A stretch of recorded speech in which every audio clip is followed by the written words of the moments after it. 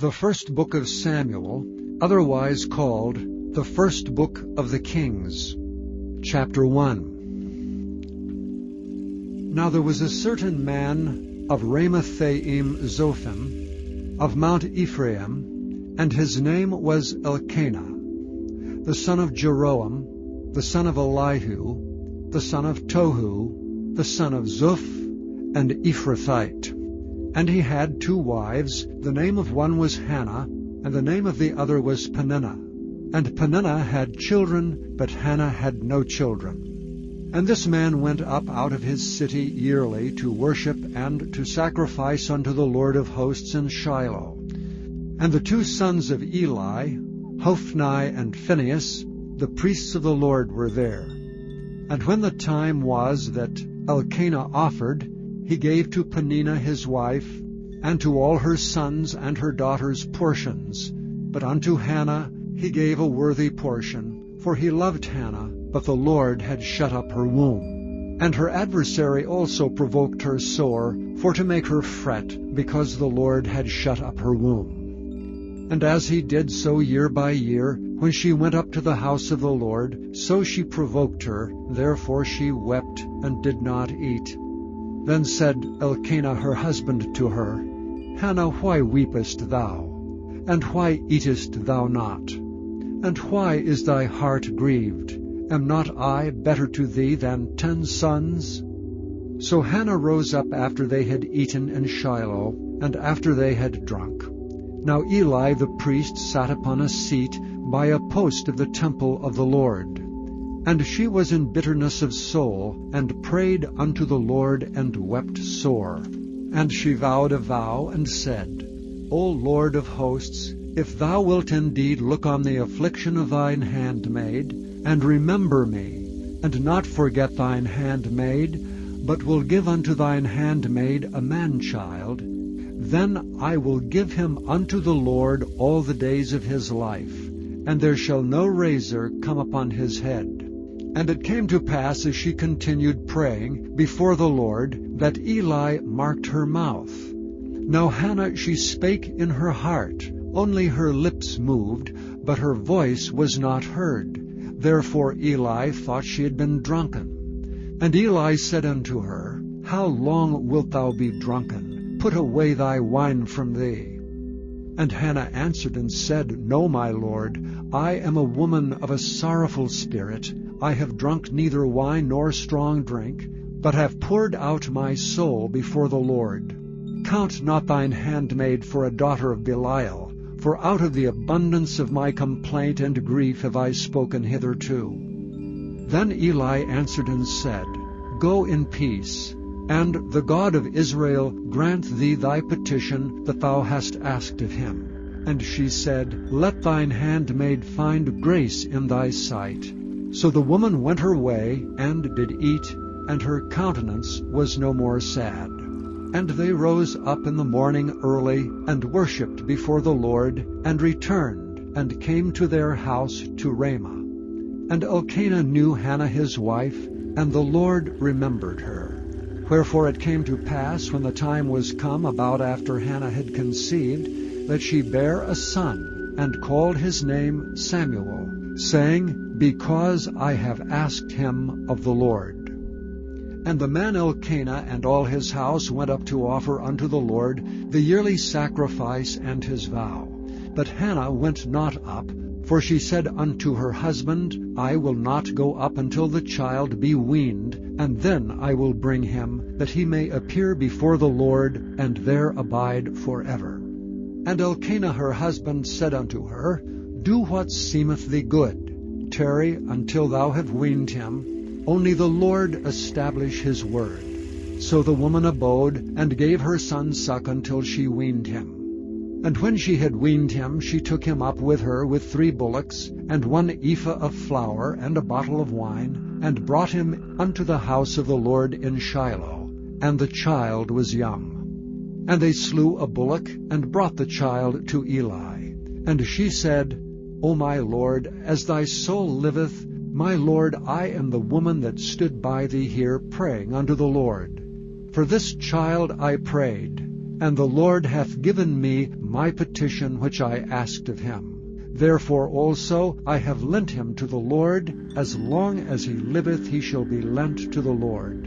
And he worshipped the Lord there.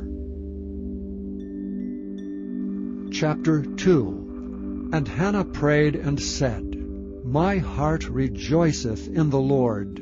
Mine horn is exalted in the Lord.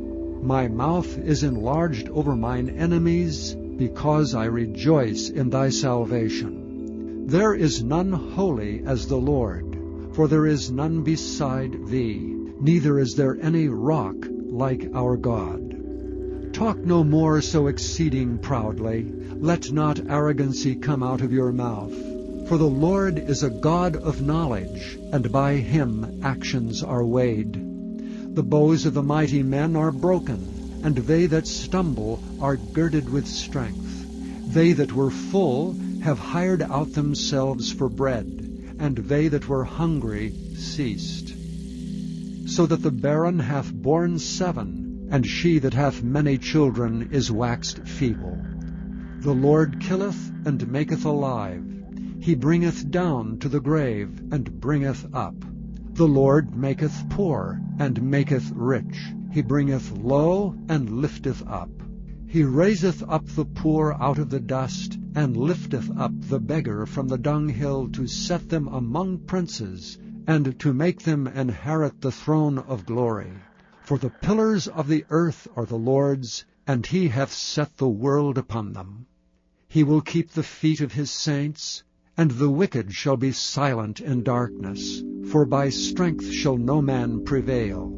The adversaries of the Lord shall be broken to pieces. Out of heaven shall he thunder upon them. The Lord shall judge the ends of the earth, and he shall give strength unto his king, and exalt the horn of his anointed.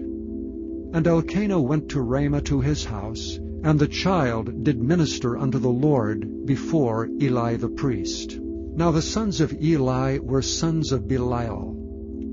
They knew not the Lord.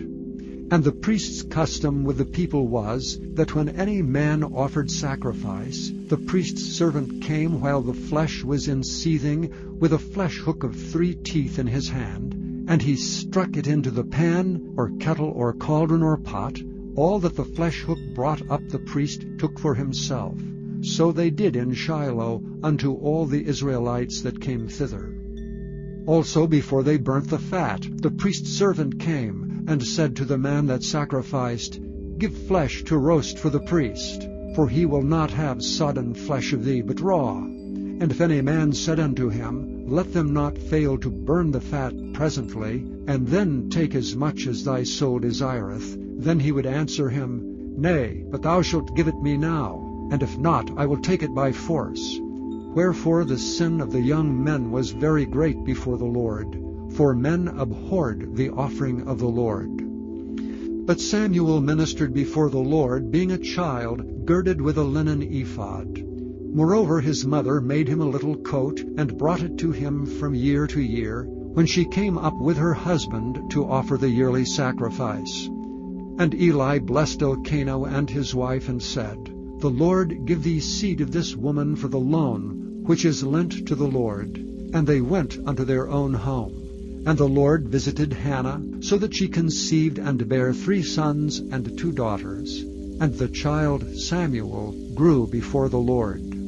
Now Eli was very old, and heard all that his sons did unto all Israel, and how they lay with the women that assembled at the door of the tabernacle of the congregation. And he said unto them, Why do ye such things? For I hear of your evil dealings by all this people. Nay, my sons, for it is no good report that I hear. Ye make the Lord's people to transgress. If one man sin against another, the judge shall judge him. But if a man sin against the Lord, who shall entreat for him? Notwithstanding they hearkened not unto the voice of their father, because the Lord would slay them. And the child Samuel grew on, and was in favor both with the Lord and also with men. And there came a man of God unto Eli, and said unto him, Thus saith the Lord, Did I plainly appear unto the house of thy father when they were in Egypt in Pharaoh's house? And did I choose him out of all the tribes of Israel to be my priest, to offer upon mine altar, to burn incense, to wear an ephod before me? And did I give unto the house of thy father all the offerings made by fire of the children of Israel? Wherefore kick ye at my sacrifice and at mine offering, which I have commanded in my habitation, and honorest thy sons above me, to make yourselves fat with the chiefest of all the offerings of Israel my people? Wherefore the Lord God of Israel saith, I said indeed that thy house and the house of thy father should walk before me forever. But now the Lord saith, Be it far from me, for them that honor me I will honor, and they that despise me shall be lightly esteemed. Behold, the days come that I will cut off thine arm, and the arm of thy father's house, that there shall not be an old man in thine house. And thou shalt see an enemy in my habitation, and all the wealth which God shall give Israel. And there shall not be an old man in thine house forever. And the man of thine, whom I shall not cut off from mine altar, shall be to consume thine eyes, and to grieve thine heart. And all the increase of thine house shall die in the flower of their age.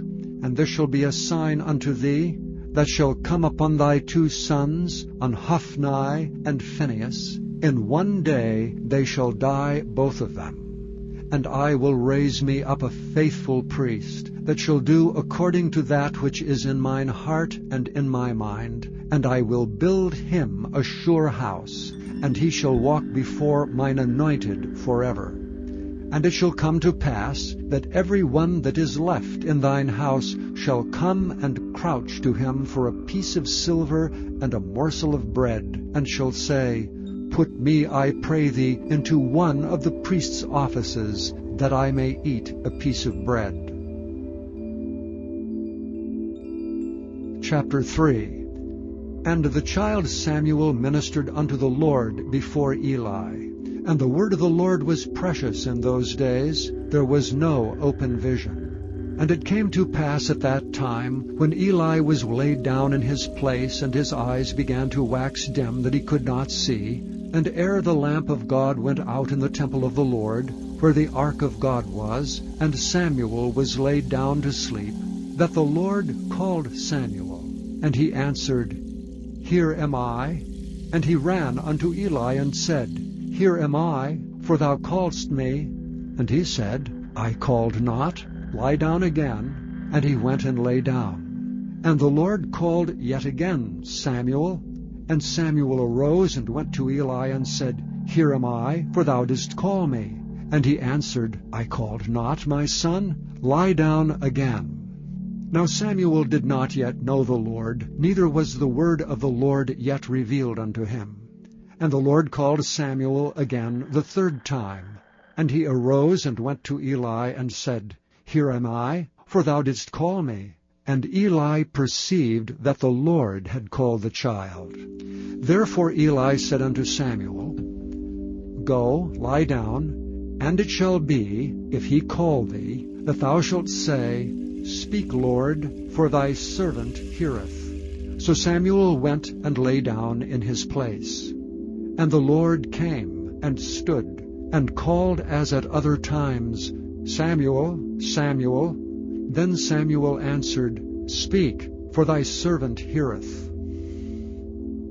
And the Lord said to Samuel, Behold, I will do a thing in Israel, at which both the ears of every one that heareth it shall tingle. In that day I will perform against Eli all things which I have spoken concerning his house. When I begin, I will also make an end. For I have told him that I will judge his house forever for the iniquity which he knoweth, because his sons made themselves vile, and he restrained them not. And therefore I have sworn unto the house of Eli, that the iniquity of Eli's house shall not be purged with sacrifice nor offering forever. And Samuel lay until the morning, and opened the doors of the house of the Lord.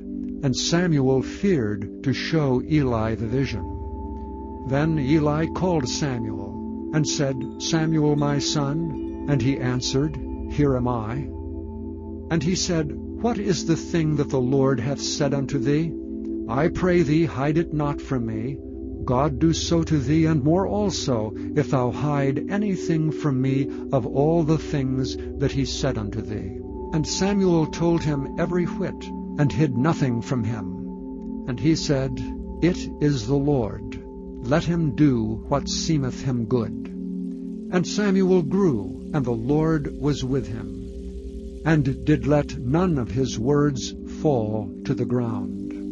And all Israel from Dan even to Beersheba knew that Samuel was established to be a prophet of the Lord. And the Lord appeared again in Shiloh, for the Lord revealed himself to Samuel in Shiloh by the word of the Lord. Chapter 4. And the word of Samuel came to all Israel. Now Israel went out against the Philistines to battle, and pitched beside Ebenezer, and the Philistines pitched in Aphek. And the Philistines put themselves in array against Israel. And when they joined battle, Israel was smitten before the Philistines, and they slew of the army in the field about 4,000 men. And when the people were come into the camp, the elders of Israel said, Wherefore hath the Lord smitten us today before the Philistines? Let us fetch the ark of the covenant of the Lord out of Shiloh unto us, that when it cometh among us, it may save us out of the hand of our enemies. So the people sent to Shiloh, that they might bring from thence the ark of the covenant of the Lord of hosts, which dwelleth between the cherubims. And the two sons of Eli, Hophni and Phinehas, were there with the ark of the covenant of God. And when the ark of the covenant of the Lord came into the camp, all Israel shouted with a great shout, so that the earth rang again. And when the Philistines heard the noise of the shout, they said, What meaneth the noise of this great shout in the camp of the Hebrews? And they understood that the ark of the Lord was come into the camp. And the Philistines were afraid, for they said, God is come into the camp. And they said, Woe unto us! For there hath not been such a thing heretofore. Woe unto us! Who shall deliver us out of the hand of these mighty gods? These are the gods that smote the Egyptians with all the plagues in the wilderness. Be strong, and quit yourselves like men, O ye Philistines, that ye be not servants unto the Hebrews, as they have been to you. Quit yourselves like men, and fight. And the Philistines fought, and Israel was smitten. And they fled every man into his tent. And there was a very great slaughter, for there fell of Israel 30,000 footmen. And the ark of God was taken. And the two sons of Eli, Hophni and Phinehas, were slain. And there ran a man of Benjamin out of the army, and came to Shiloh the same day, with his clothes rent, and with earth upon his head. And when he came, lo, Eli sat upon a seat by the wayside watching, for his heart trembled for the ark of God. And when the man came into the city and told it, all the city cried out. And when Eli heard the noise of the crying, he said, What meaneth the noise of this tumult? And the man came in hastily and told Eli. Now Eli was 98 years old, and his eyes were dim that he could not see. And the man said unto Eli, I am he that came out of the army, and I fled today out of the army.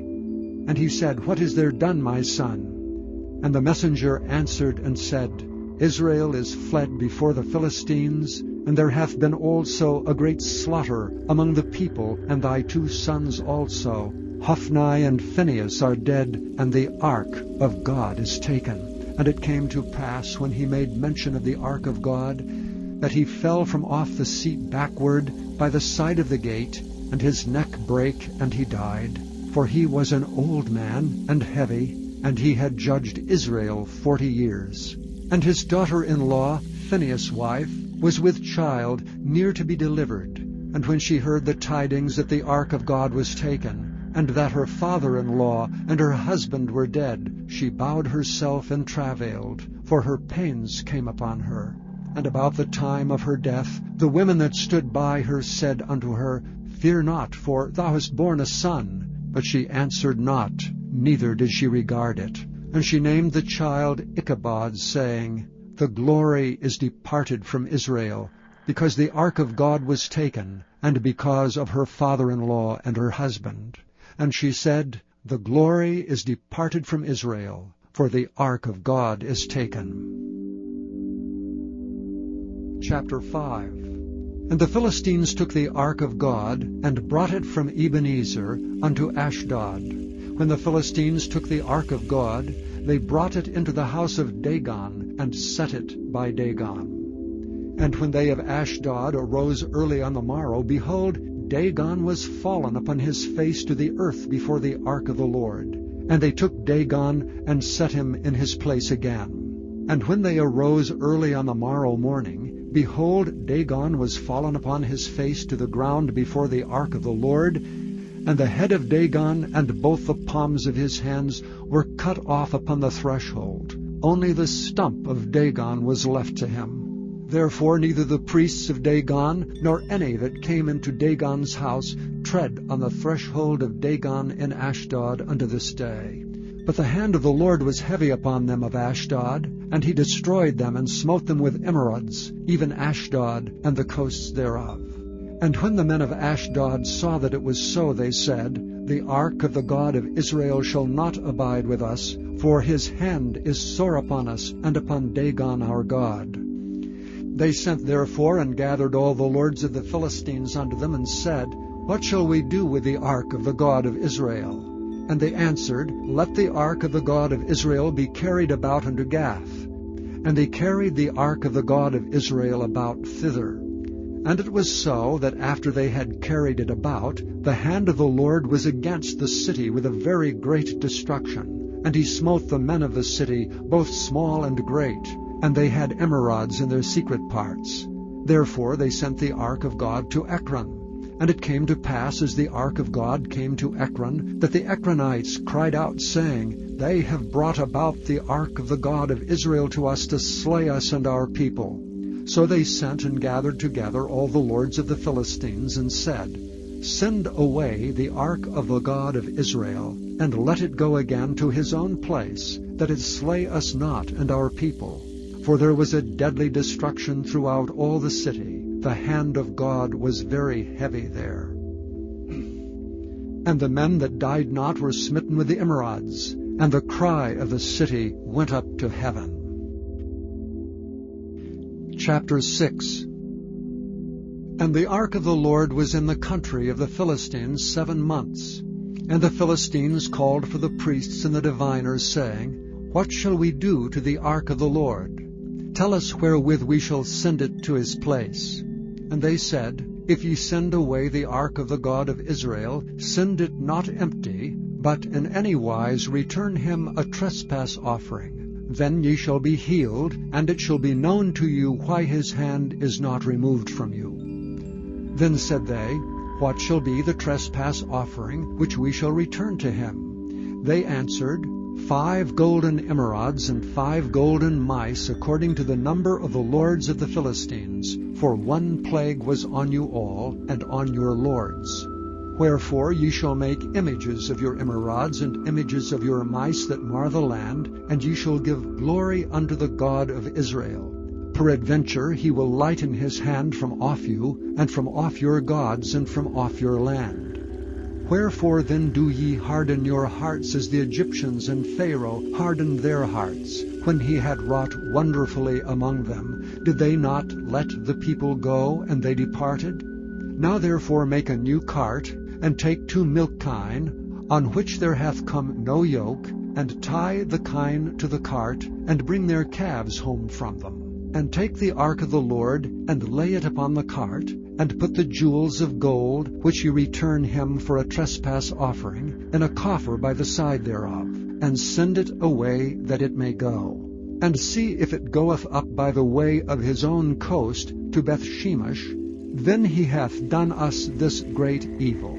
But if not, we shall know that it is not his hand that smote us, it was a chance that happened to us. And the men did so, and took 2 milk kine, and tied them to the cart, and shut up their calves at home. And they laid the ark of the Lord upon the cart, and the coffer with the mice of gold, and the images of their emerods. Kine took the straight way to the way of Bethshemesh, and went along the highway, lowing as they went, and turned not aside to the right hand or to the left. And the lords of the Philistines went after them unto the borders of Bethshemesh. And they of Bethshemesh were reaping their wheat harvest in the valley.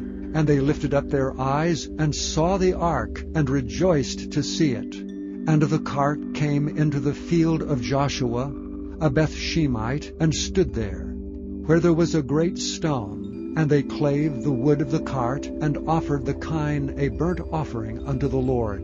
And the Levites took down the ark of the Lord, and the coffer that was with it, wherein the jewels of gold were, and put them on the great stone. And the men of Bethshemesh offered burnt offerings and sacrificed sacrifices the same day unto the Lord. And when the 5 lords of the Philistines had seen it, they returned to Ekron the same day.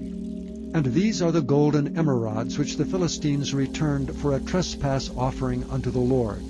For Ashdod 1, for Gaza 1, for Askelon 1, for Gath 1, for Ekron 1.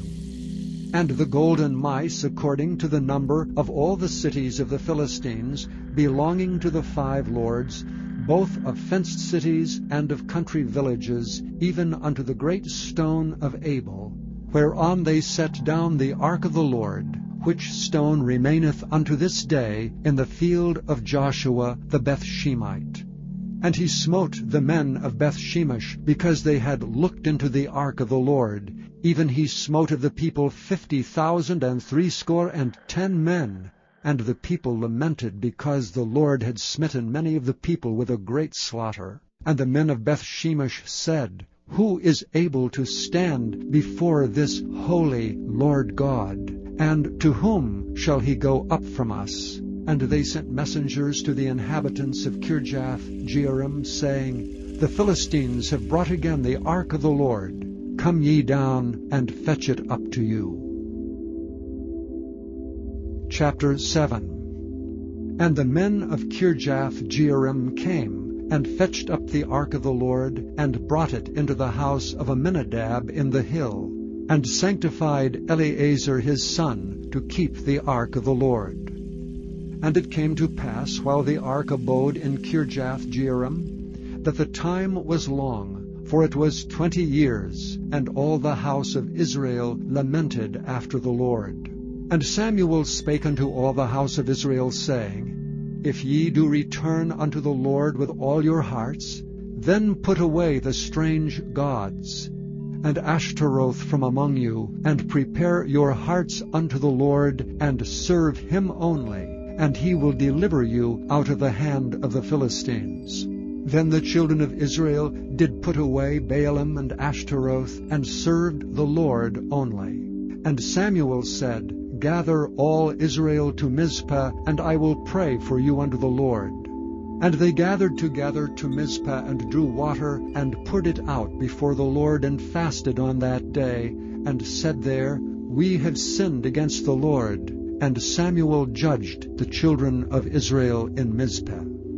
And when the Philistines heard that the children of Israel were gathered together to Mizpah, the lords of the Philistines went up against Israel. And when the children of Israel heard it, they were afraid of the Philistines. And the children of Israel said to Samuel, Cease not to cry unto the Lord our God for us, that he will save us out of the hand of the Philistines. And Samuel took a sucking lamb, and offered it for a burnt offering holy unto the Lord. And Samuel cried unto the Lord for Israel, and the Lord heard him. And as Samuel was offering up the burnt offering, the Philistines drew near to battle against Israel.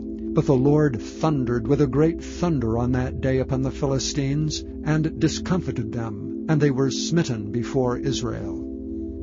And the men of Israel went out of Mizpah, and pursued the Philistines, and smote them, until they came under Bethkar. Then Samuel took a stone, and set it between Mizpah and Shen, and called the name of it Ebenezer, saying, Hitherto hath the Lord helped us.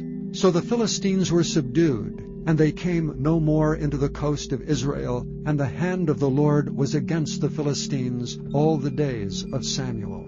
And the cities which the Philistines had taken from Israel were restored to Israel, from Ekron even unto Gath. And the coast thereof did Israel deliver out of the hands of the Philistines. And there was peace between Israel and the Amorites. And Samuel judged Israel all the days of his life. And he went from year to year in circuit to Bethel and Gilgal and Mizpah, and judged Israel in all those places. And his return was to Ramah, for there was his house, and there he judged Israel, and there he built an altar unto the Lord. Chapter 8. And it came to pass, when Samuel was old, that he made his sons judges over Israel. Now the name of his firstborn was Joel, and the name of his second Abiah. They were judges in Beersheba. And his sons walked not in his ways, but turned aside after lucre, and took bribes, and perverted judgment. Then all the elders of Israel gathered themselves together, and came to Samuel unto Ramah, and said unto him, Behold, thou art old, and thy sons walk not in thy ways. Now make us a king to judge over us like all the nations. But the thing displeased Samuel when they said, Give us a king to judge us. And Samuel prayed unto the Lord. And the Lord said unto Samuel, Hearken unto the voice of the people in all that they say unto thee, for they have not rejected thee, but they have rejected me, that I should not reign over them, according to all the works which they have done since the day that I brought them up out of Egypt, even unto this day, wherewith they have forsaken me, and served other gods, so do they also unto thee. Now therefore hearken unto their voice. Howbeit yet protest solemnly unto them, and show them the manner of the king that shall reign over them. And Samuel told all the words of the Lord unto the people that asked of him a king. And he said, This will be the manner of the king that shall reign over you. He will take your sons, and appoint them for himself for his chariots, and to be his horsemen, and some shall run before his chariots. And he will appoint him captains over thousands, and captains over 50s, and will set them to ear his ground, and to reap his harvest, and to make his instruments of war, and instruments of his chariots. And he will take your daughters to be confectionaries, and to be cooks, and to be bakers. And he will take your fields, and your vineyards, and your oliveyards, even the best of them, and give them to his servants. And he will take the tenth of your seed, and of your vineyards, and give to his officers, and to his servants. And he will take your menservants, and your maidservants, and your goodliest young men, and your asses, and put them to his work. He will take the tenth of your sheep, and ye shall be his servants. And ye shall cry out in that day because of your king, which ye shall have chosen you. And the Lord will not hear you in that day. Nevertheless the people refused to obey the voice of Samuel. And they said, Nay, but we will have a king over us, that we also may be like all the nations, and that our king may judge us, and go out before us, and fight our battles. And Samuel heard all the words of the people, and he rehearsed them in the ears of the Lord. And the Lord said to Samuel, Hearken unto their voice, and make them a king. And Samuel said unto the men of Israel, Go ye every man unto his city. Chapter 9. Now there was a man of Benjamin, whose name was Kish, the son of Abiel, the son of Zeror, the son of Bechorath, the son of Aphiah, a Benjamite, a mighty man of power. And he had a son whose name was Saul, a choice young man and a goodly. And there was not among the children of Israel a goodlier person than he. From his shoulders and upward he was higher than any of the people. And the asses of Kish Saul's father were lost. And Kish said to Saul his son, Take now one of the servants with thee, and arise to seek the asses. And he passed through Mount Ephraim, and passed through the land of Shalishah, but they found them not. Then they passed through the land of Shalem, and there they were not.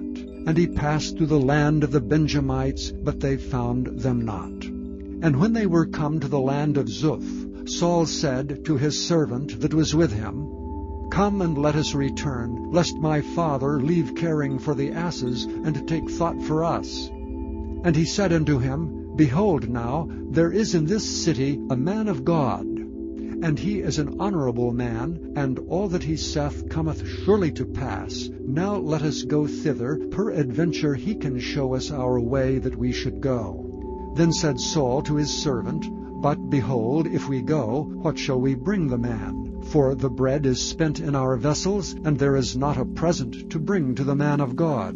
What have we?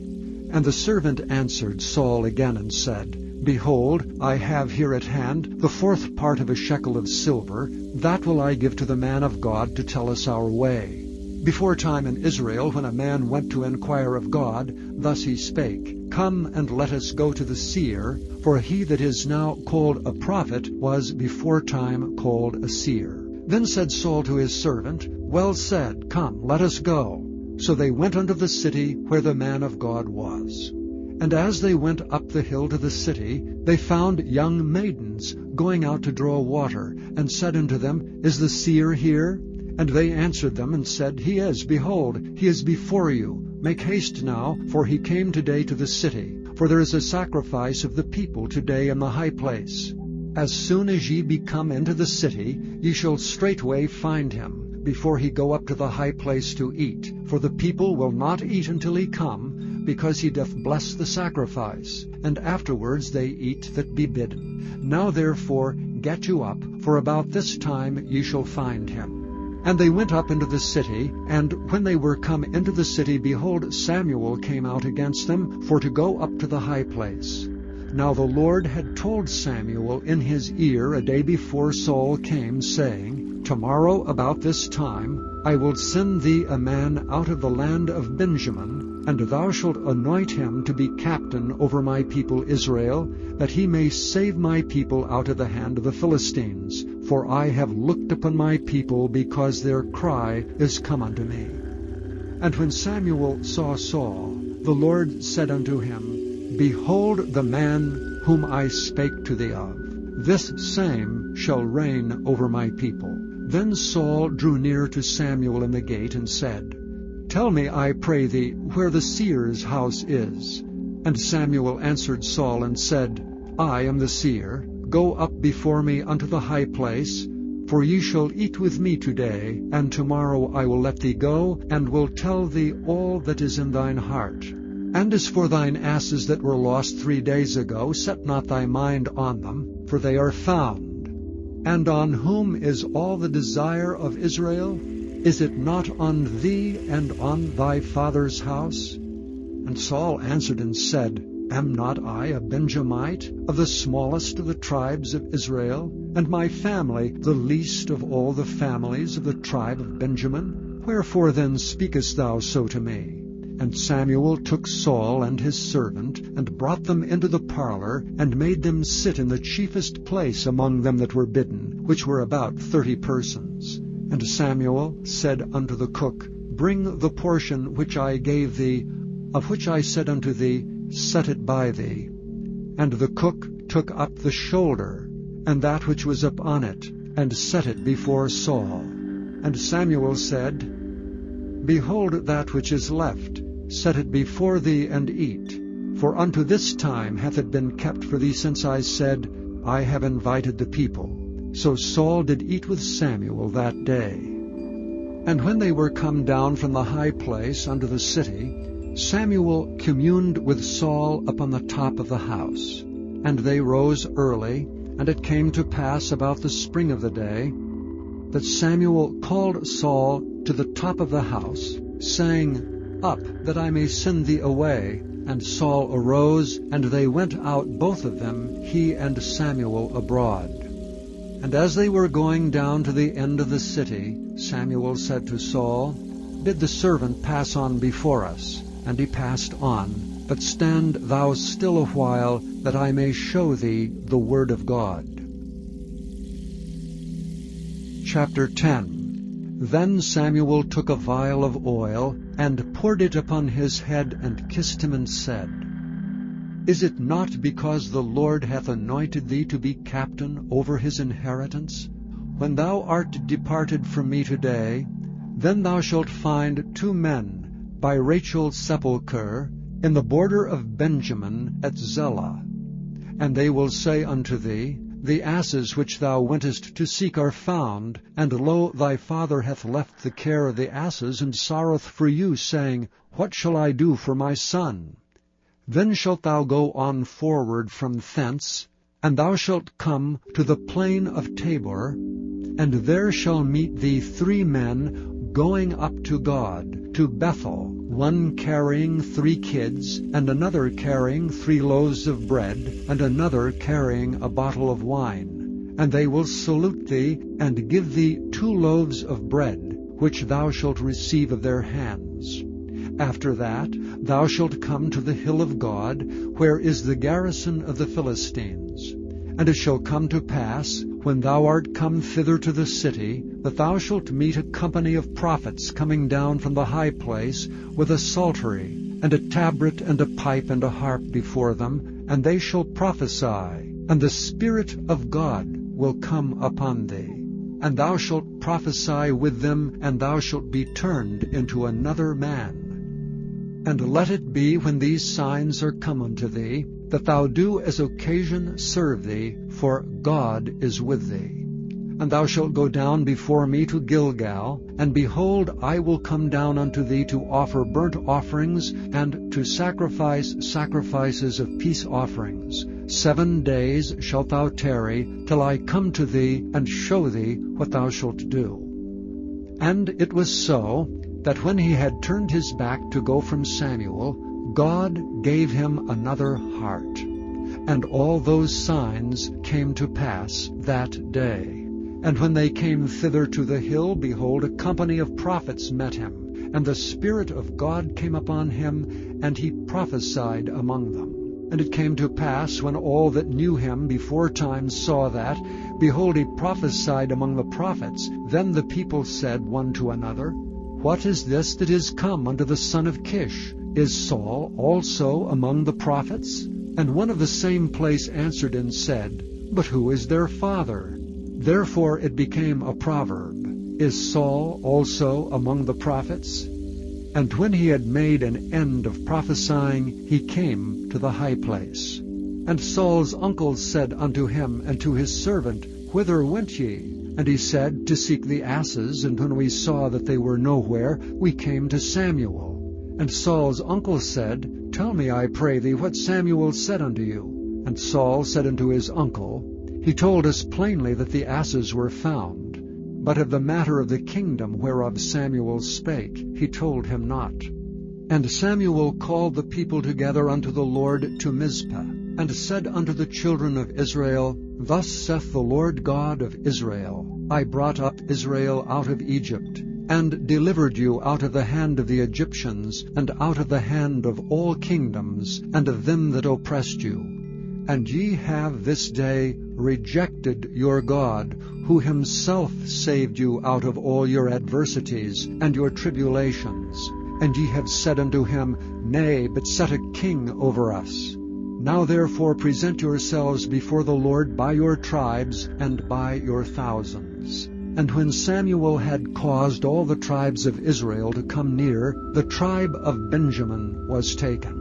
When he had caused the tribe of Benjamin to come near by their families, the tribe of Matri was taken, and Saul the son of Kish was taken. And when they sought him, he could not be found.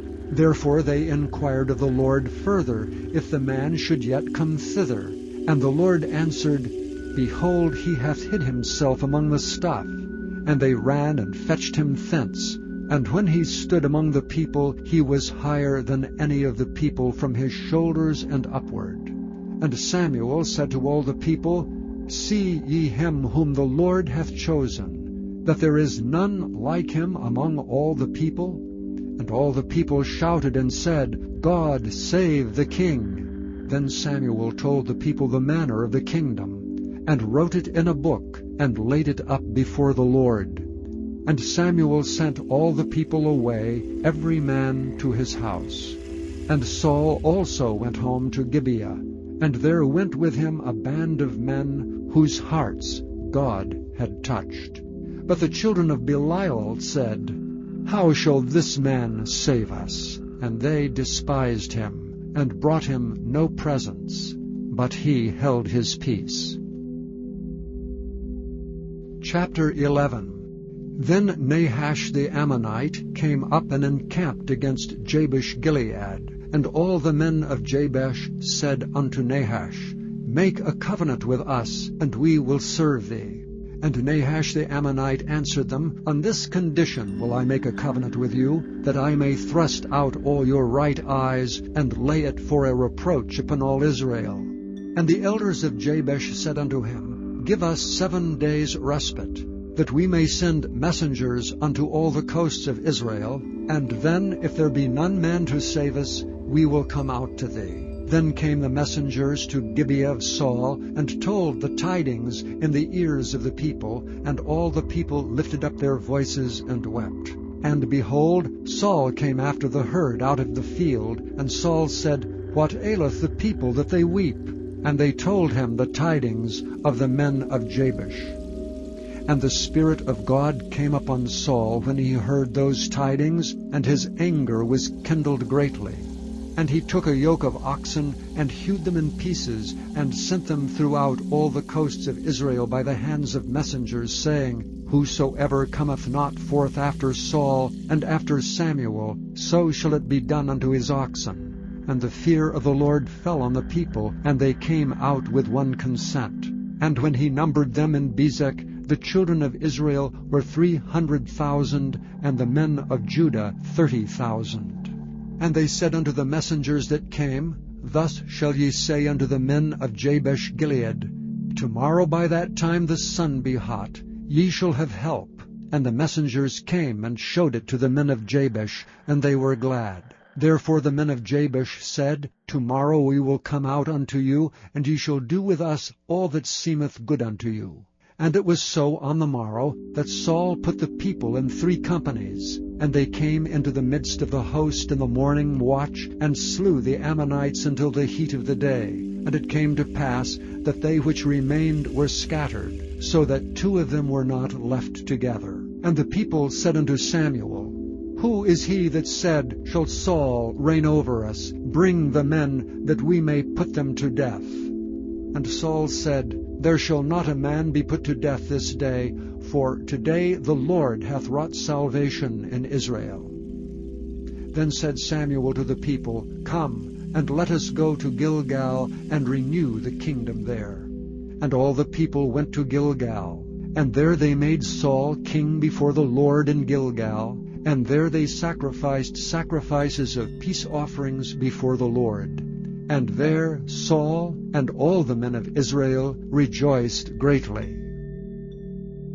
Chapter 12. And Samuel said unto all Israel, Behold, I have hearkened unto your voice in all that ye said unto me, and have made a king over you. And now, behold, the king walketh before you, and I am old and gray-headed, and behold, my sons are with you, and I have walked before you from my childhood unto this day. Behold, here I am. Witness against me before the Lord and before his anointed. Whose ox have I taken? Or whose ass have I taken? Or whom have I defrauded? Whom have I oppressed?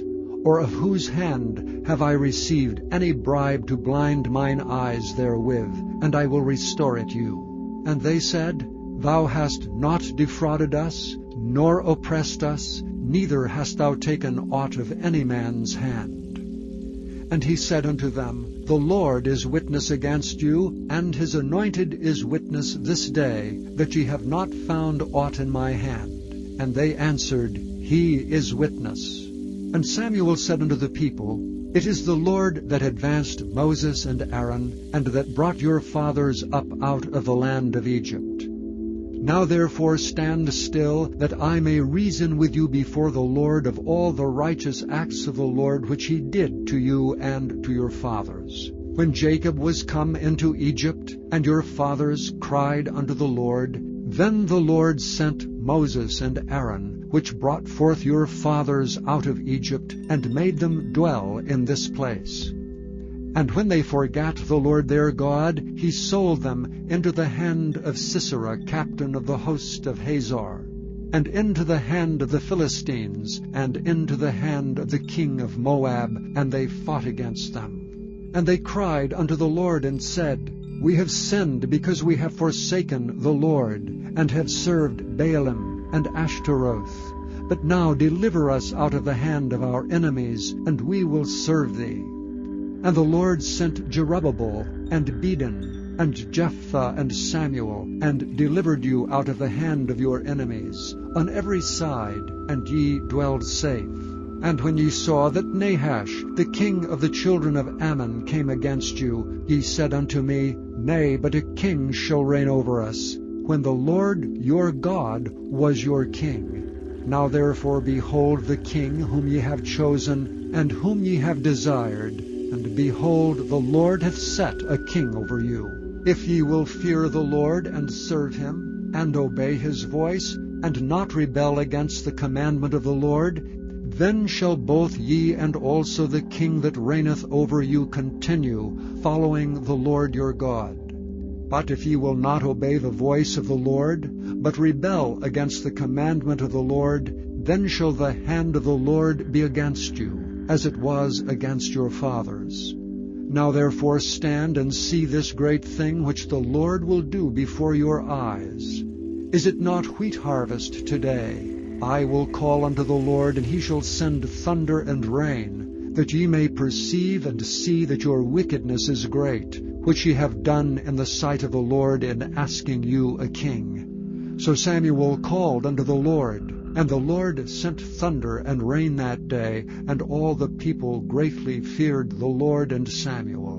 And all the people said unto Samuel, Pray for thy servants unto the Lord thy God, that we die not, for we have added unto all our sins this evil, to ask us a king. And Samuel said unto the people, Fear not. Ye have done all this wickedness, yet turn not aside from following the Lord, but serve the Lord with all your heart. And turn ye not aside, for then should ye go after vain things, which cannot profit nor deliver, for they are vain. For the Lord will not forsake his people for his great name's sake, because it hath pleased the Lord to make you his people. Moreover, as for me, God forbid that I should sin against the Lord in ceasing to pray for you. But I will teach you the good and the right way. Only fear the Lord, and serve him in truth with all your heart. For consider how great things he hath done for you. But if ye shall still do wickedly, ye shall be consumed, both ye and your king. Chapter 13. Saul reigned 1 year, and when he had reigned 2 years over Israel, Saul chose him 3,000 men of Israel, whereof 2,000 were with Saul in Michmash and in Mount Bethel, and 1,000 were with Jonathan in Gibeah of Benjamin. And the rest of the people he sent every man to his tent. And Jonathan smote the garrison of the Philistines that was in Geba, and the Philistines heard of it. And Saul blew the trumpet throughout all the land, saying, Let the Hebrews hear. And all Israel heard say that Saul had smitten a garrison of the Philistines, and that Israel also was had in abomination with the Philistines. And the people were called together after Saul to Gilgal.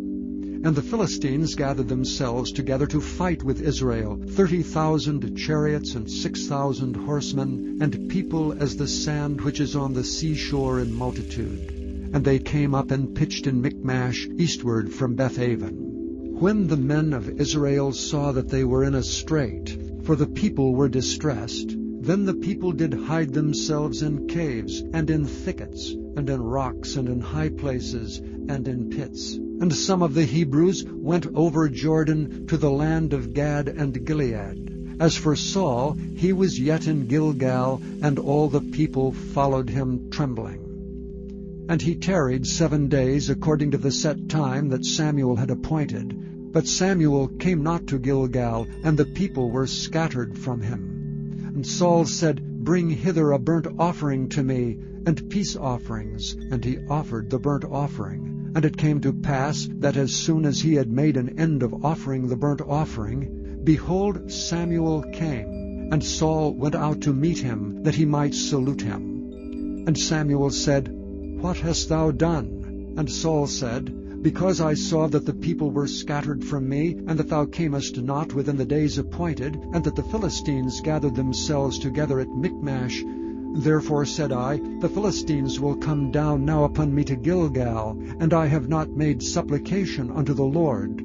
I forced myself therefore, and offered a burnt offering. And Samuel said to Saul, Thou hast done foolishly.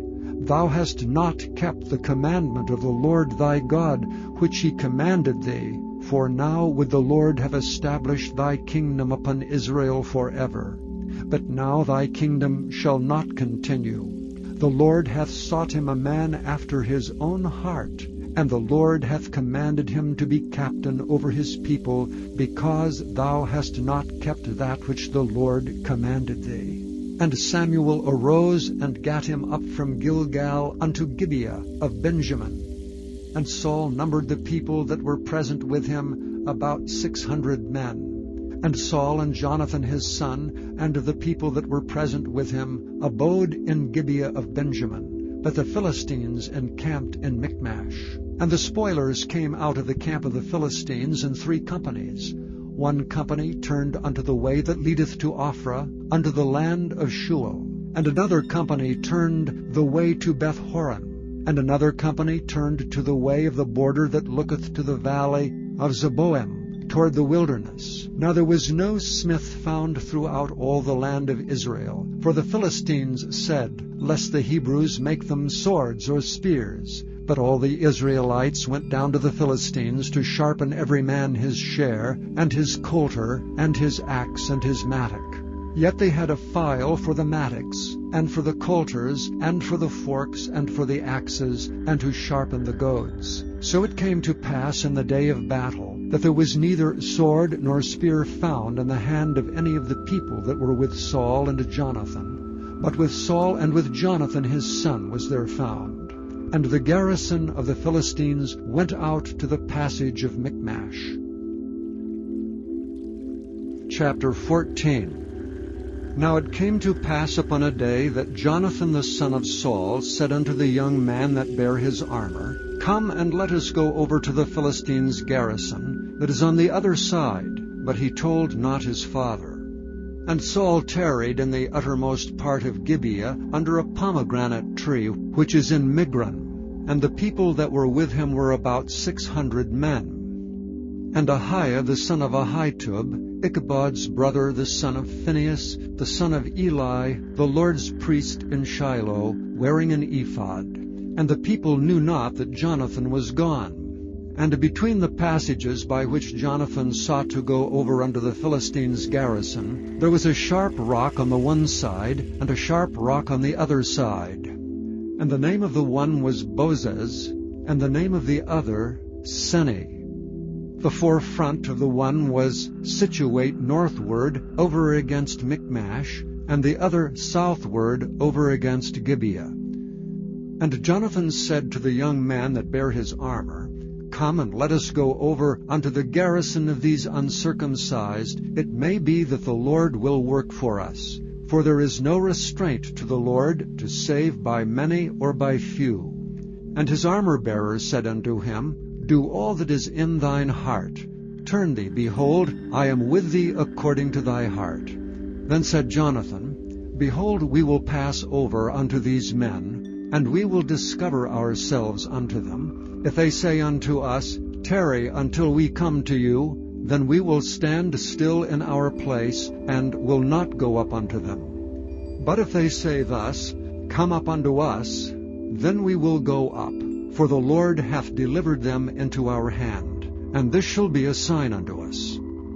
And both of them discovered themselves unto the garrison of the Philistines. And the Philistines said, Behold, the Hebrews come forth out of the holes where they had hid themselves. And the men of the garrison answered Jonathan and his armor-bearer, and said, Come up to us, and we will show you a thing. And Jonathan said unto his armor-bearer, Come up after me, for the Lord hath delivered them into the hand of Israel.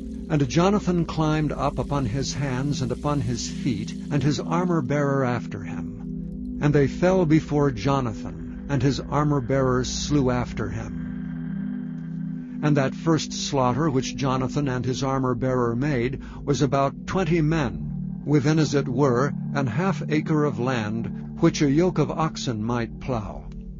And there was trembling in the host, in the field, and among all the people. The garrison and the spoilers, they also trembled, and the earth quaked, so it was a very great trembling.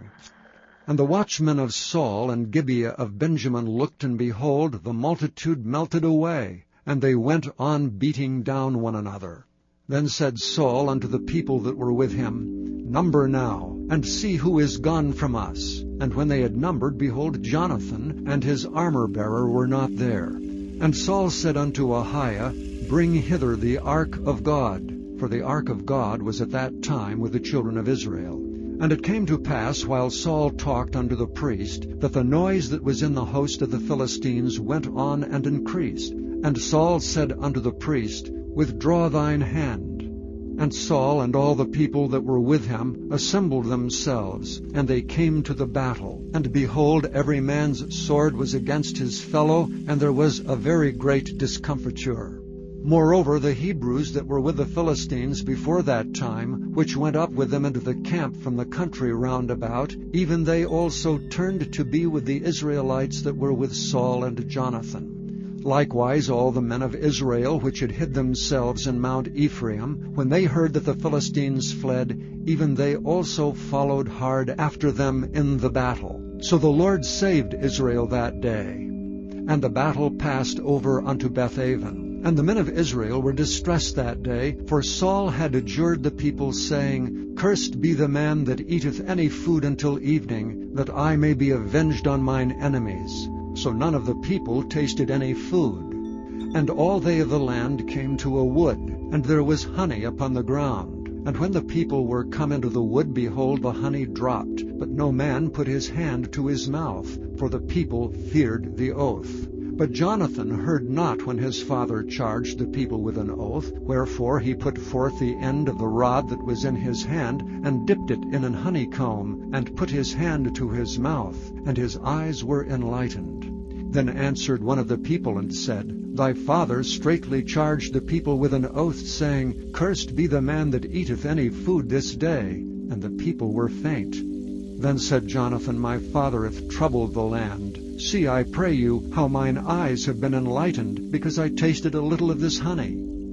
How much more if haply the people had eaten freely today of the spoil of their enemies which they found? For had there not been now a much greater slaughter among the Philistines? And they smote the Philistines that day from Michmash to Aijalon, and the people were very faint. And the people flew upon the spoil, and took sheep and oxen and calves, and slew them on the ground, and the people did eat them with the blood. Then they told Saul, saying, Behold, the people sin against the Lord, in that they eat with the blood. And he said, Ye have transgressed. Roll a great stone unto me this day. And Saul said, Disperse yourselves among the people, and say unto them, Bring me hither every man his ox and every man his sheep, and slay them here and eat, and sin not against the Lord in eating with the blood. And all the people brought every man his ox with him that night, and slew them there. And Saul built an altar unto the Lord. The same was the first altar that he built unto the Lord. And Saul said, Let us go down after the Philistines by night, and spoil them until the morning light, and let us not leave a man of them. And they said, Do whatsoever seemeth good unto thee. Then said the priest, Let us draw near hither unto God. And Saul asked counsel of God, Shall I go down after the Philistines? Wilt thou deliver them into the hand of Israel? But he answered him not that day. And Saul said, Draw ye near hither all the chief of the people, and know and see wherein this sin hath been this day.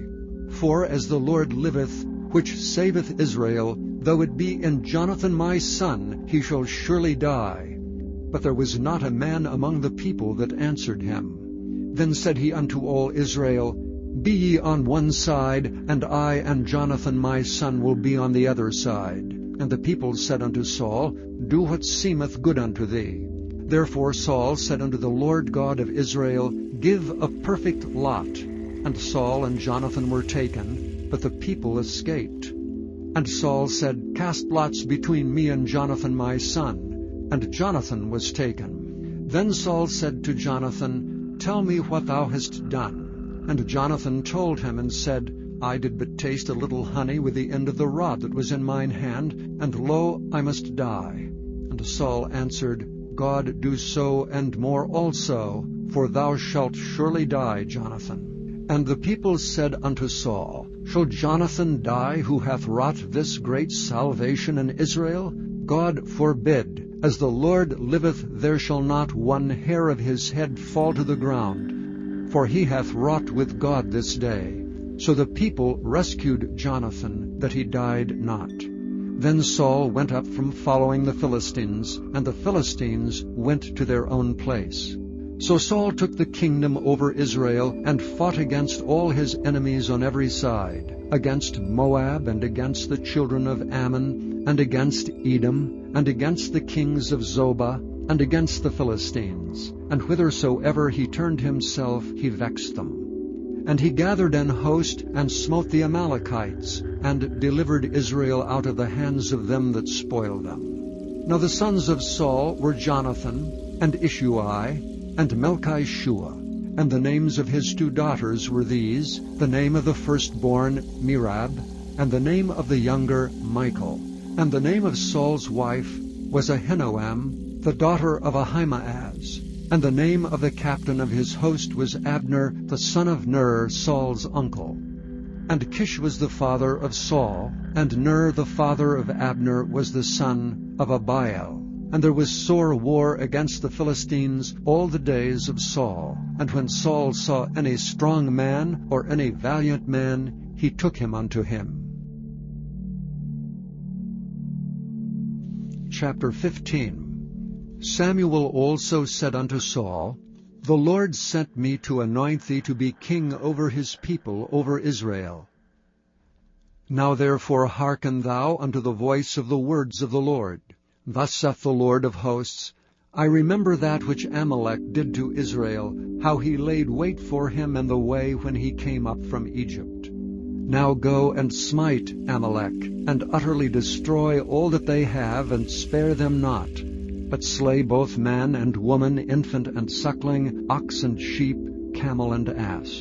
And Saul gathered the people together, and numbered them in Telaim, 200,000 footmen, and 10,000 men of Judah. And Saul came to a city of Amalek, and laid wait in the valley. And Saul said unto the Kenites, Go, depart, get you down from among the Amalekites, lest I destroy you with them. For ye showed kindness to all the children of Israel when they came up out of Egypt. So the Kenites departed from among the Amalekites.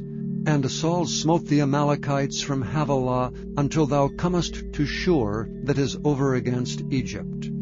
And he took Agag, the king of the Amalekites, alive, and utterly destroyed all the people with the edge of the sword. But Saul and the people spared Agag, and the best of the sheep, and of the oxen, and of the fatlings, and the lambs, and all that was good, and would not utterly destroy them. But everything that was vile and refuse, that they destroyed utterly. Then came the word of the Lord unto Samuel, saying, It repenteth me that I have set up Saul to be king, for he is turned back from following me, and hath not performed my commandments. And it grieved Samuel, and he cried unto the Lord all night.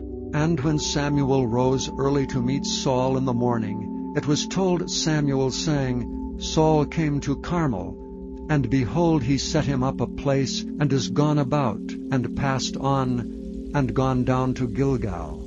And Samuel came to Saul, and Saul said unto him, Blessed be thou of the Lord, I have performed the commandment of the Lord. And Samuel said, What meaneth then this bleating of the sheep in mine ears, and the lowing of the oxen which I hear? And Saul said, They have brought them from the Amalekites, for the people spared the best of the sheep and the oxen to sacrifice unto the Lord thy God, and the rest we have utterly destroyed. Then Samuel said unto Saul, Stay, and I will tell thee what the Lord hath said to me this night.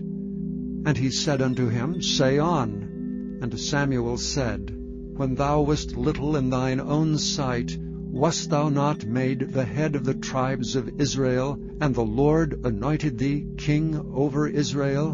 And the Lord sent thee on a journey, and said, Go and utterly destroy the sinners, the Amalekites, and fight against them until they be consumed. Wherefore then didst thou not obey the voice of the Lord, but didst fly upon the spoil, and didst bring evil in the sight of the Lord? And Saul said unto Samuel, Yea, I have obeyed the voice of the Lord, and have gone the way which the Lord sent me, and have brought Agag the king of Amalek, and have utterly destroyed the Amalekites. But the people took of the spoil, sheep and oxen, the chief of the things which should have been utterly destroyed, to sacrifice unto the Lord thy God in Gilgal. And Samuel said, Hath the Lord as great delight in burnt offerings and sacrifices as in obeying the voice of the Lord? Behold, to obey is better than sacrifice, and to hearken than the fat of rams. For rebellion is as the sin of witchcraft, and stubbornness is as iniquity and idolatry. Because thou hast rejected the word of the Lord, he hath also rejected thee from being king. And Saul said unto Samuel, I have sinned, for I have transgressed the commandment of the Lord, and thy words, because I feared the people and obeyed their voice. Now therefore I pray thee, pardon my sin, and turn again with me, that I may worship the Lord. And Samuel said unto Saul, I will not return with thee, for thou hast rejected the word of the Lord, and the Lord hath rejected thee from being king over Israel. And as Samuel turned about to go away, he laid hold upon the skirt of his mantle, and it rent. And Samuel said unto him, The Lord hath rent the kingdom of Israel from thee this day, and hath given it to a neighbor of thine that is better than thou. And also the strength of Israel will not lie nor repent, for he is not a man that he should repent. Then he said, I have sinned, yet honor me now, I pray thee, before the elders of my people, and before Israel, and turn again with me, that I may worship the Lord thy God. So Samuel turned again after Saul, and Saul worshipped the Lord. Then said Samuel, Bring ye hither to me Agag, the king of the Amalekites. And Agag came unto him delicately. And Agag said, Surely the bitterness of death is past. And Samuel said, As thy sword hath made women childless, so shall thy mother be childless among women. And Samuel hewed Agag in pieces before the Lord in Gilgal. Then Samuel went to Ramah, and Saul went up to his house in Gibeah of Saul. And Samuel came no more to see Saul until the day of his death. Nevertheless Samuel mourned for Saul, and the Lord repented that he had made Saul king over Israel. Chapter 16. And the Lord said unto Samuel, How long wilt thou mourn for Saul, seeing I have rejected him from reigning over Israel? Fill thine horn with oil, and go. I will send thee to Jesse the Bethlehemite, for I have provided me a king among his sons. And Samuel said, How can I go? If Saul hear it, he will kill me. And the Lord said, Take an heifer with thee, and say, I am come to sacrifice to the Lord. And call Jesse to the sacrifice, and I will show thee what thou shalt do. And thou shalt anoint unto me him whom I name unto thee. And Samuel did that which the Lord spake, and came to Bethlehem. And the elders of the town trembled at his coming, and said, Comest thou peaceably? And he said, Peaceably. I am come to sacrifice unto the Lord. Sanctify yourselves, and come with me to the sacrifice. And he sanctified Jesse and his sons, and called them to the sacrifice. And it came to pass, when they were come, that he looked on Eliab, and said, Surely the Lord's anointed is before him. But the Lord said unto Samuel, Look not on his countenance, or on the height of his stature, because I have refused him. For the Lord seeth not as man seeth. For man looketh on the outward appearance, but the Lord looketh on the heart. Then Jesse called Abinadab, and made him pass before Samuel. And he said, Neither hath the Lord chosen this. Then Jesse made Shammah to pass by, and he said, Neither hath the Lord chosen this. Again Jesse made 7 of his sons to pass before Samuel, and Samuel said unto Jesse, The Lord hath not chosen these. And Samuel said unto Jesse, Are here all thy children? And he said, There remaineth yet the youngest, and behold, he keepeth the sheep. And Samuel said unto Jesse, Send and fetch him, for we will not sit down till he come hither. And he sent and brought him in. Now he was ruddy, and withal of a beautiful countenance, and goodly to look to. And the Lord said, Arise, anoint him, for this is he. Then Samuel took the horn of oil, and anointed him in the midst of his brethren. And the Spirit of the Lord came upon David from that day forward. So Samuel rose up and went to Ramah. But the Spirit of the Lord departed from Saul, and an evil spirit from the Lord troubled him. And Saul's servants said unto him, Behold, now an evil spirit from God troubleth thee. Let our Lord now command thy servants, which are before thee, to seek out a man who is a cunning player on an harp. And it shall come to pass, when the evil spirit from God is upon thee, that he shall play with his hand, and thou shalt be well. And Saul said unto his servants, Provide me now a man that can play well, and bring him to me. Then answered one of the servants, and said, Behold, I have seen a son of Jesse the Bethlehemite, that is cunning in playing, and a mighty valiant man, and a man of war, and prudent in matters, and a comely person, and the Lord is with him. Wherefore Saul sent messengers unto Jesse, and said, Send me David thy son, which is with the sheep.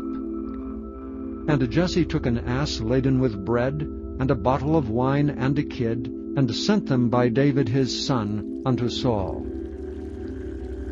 And David came to Saul, and stood before him. And he loved him greatly, and he became his armor-bearer. And Saul sent to Jesse, saying, Let David, I pray thee, stand before me, for he hath found favor in my sight. And it came to pass, when the evil spirit from God was upon Saul, that David took an harp and played with his hand. So Saul was refreshed, and was well, and the evil spirit departed from him. Chapter 17. Now the Philistines gathered together their armies to battle, and were gathered together at Shochoh, which belongeth to Judah, and pitched between Shochoh and Azekah in Ephes-dammim. And Saul and the men of Israel were gathered together, and pitched by the valley of Elah, and set the battle in array against the Philistines.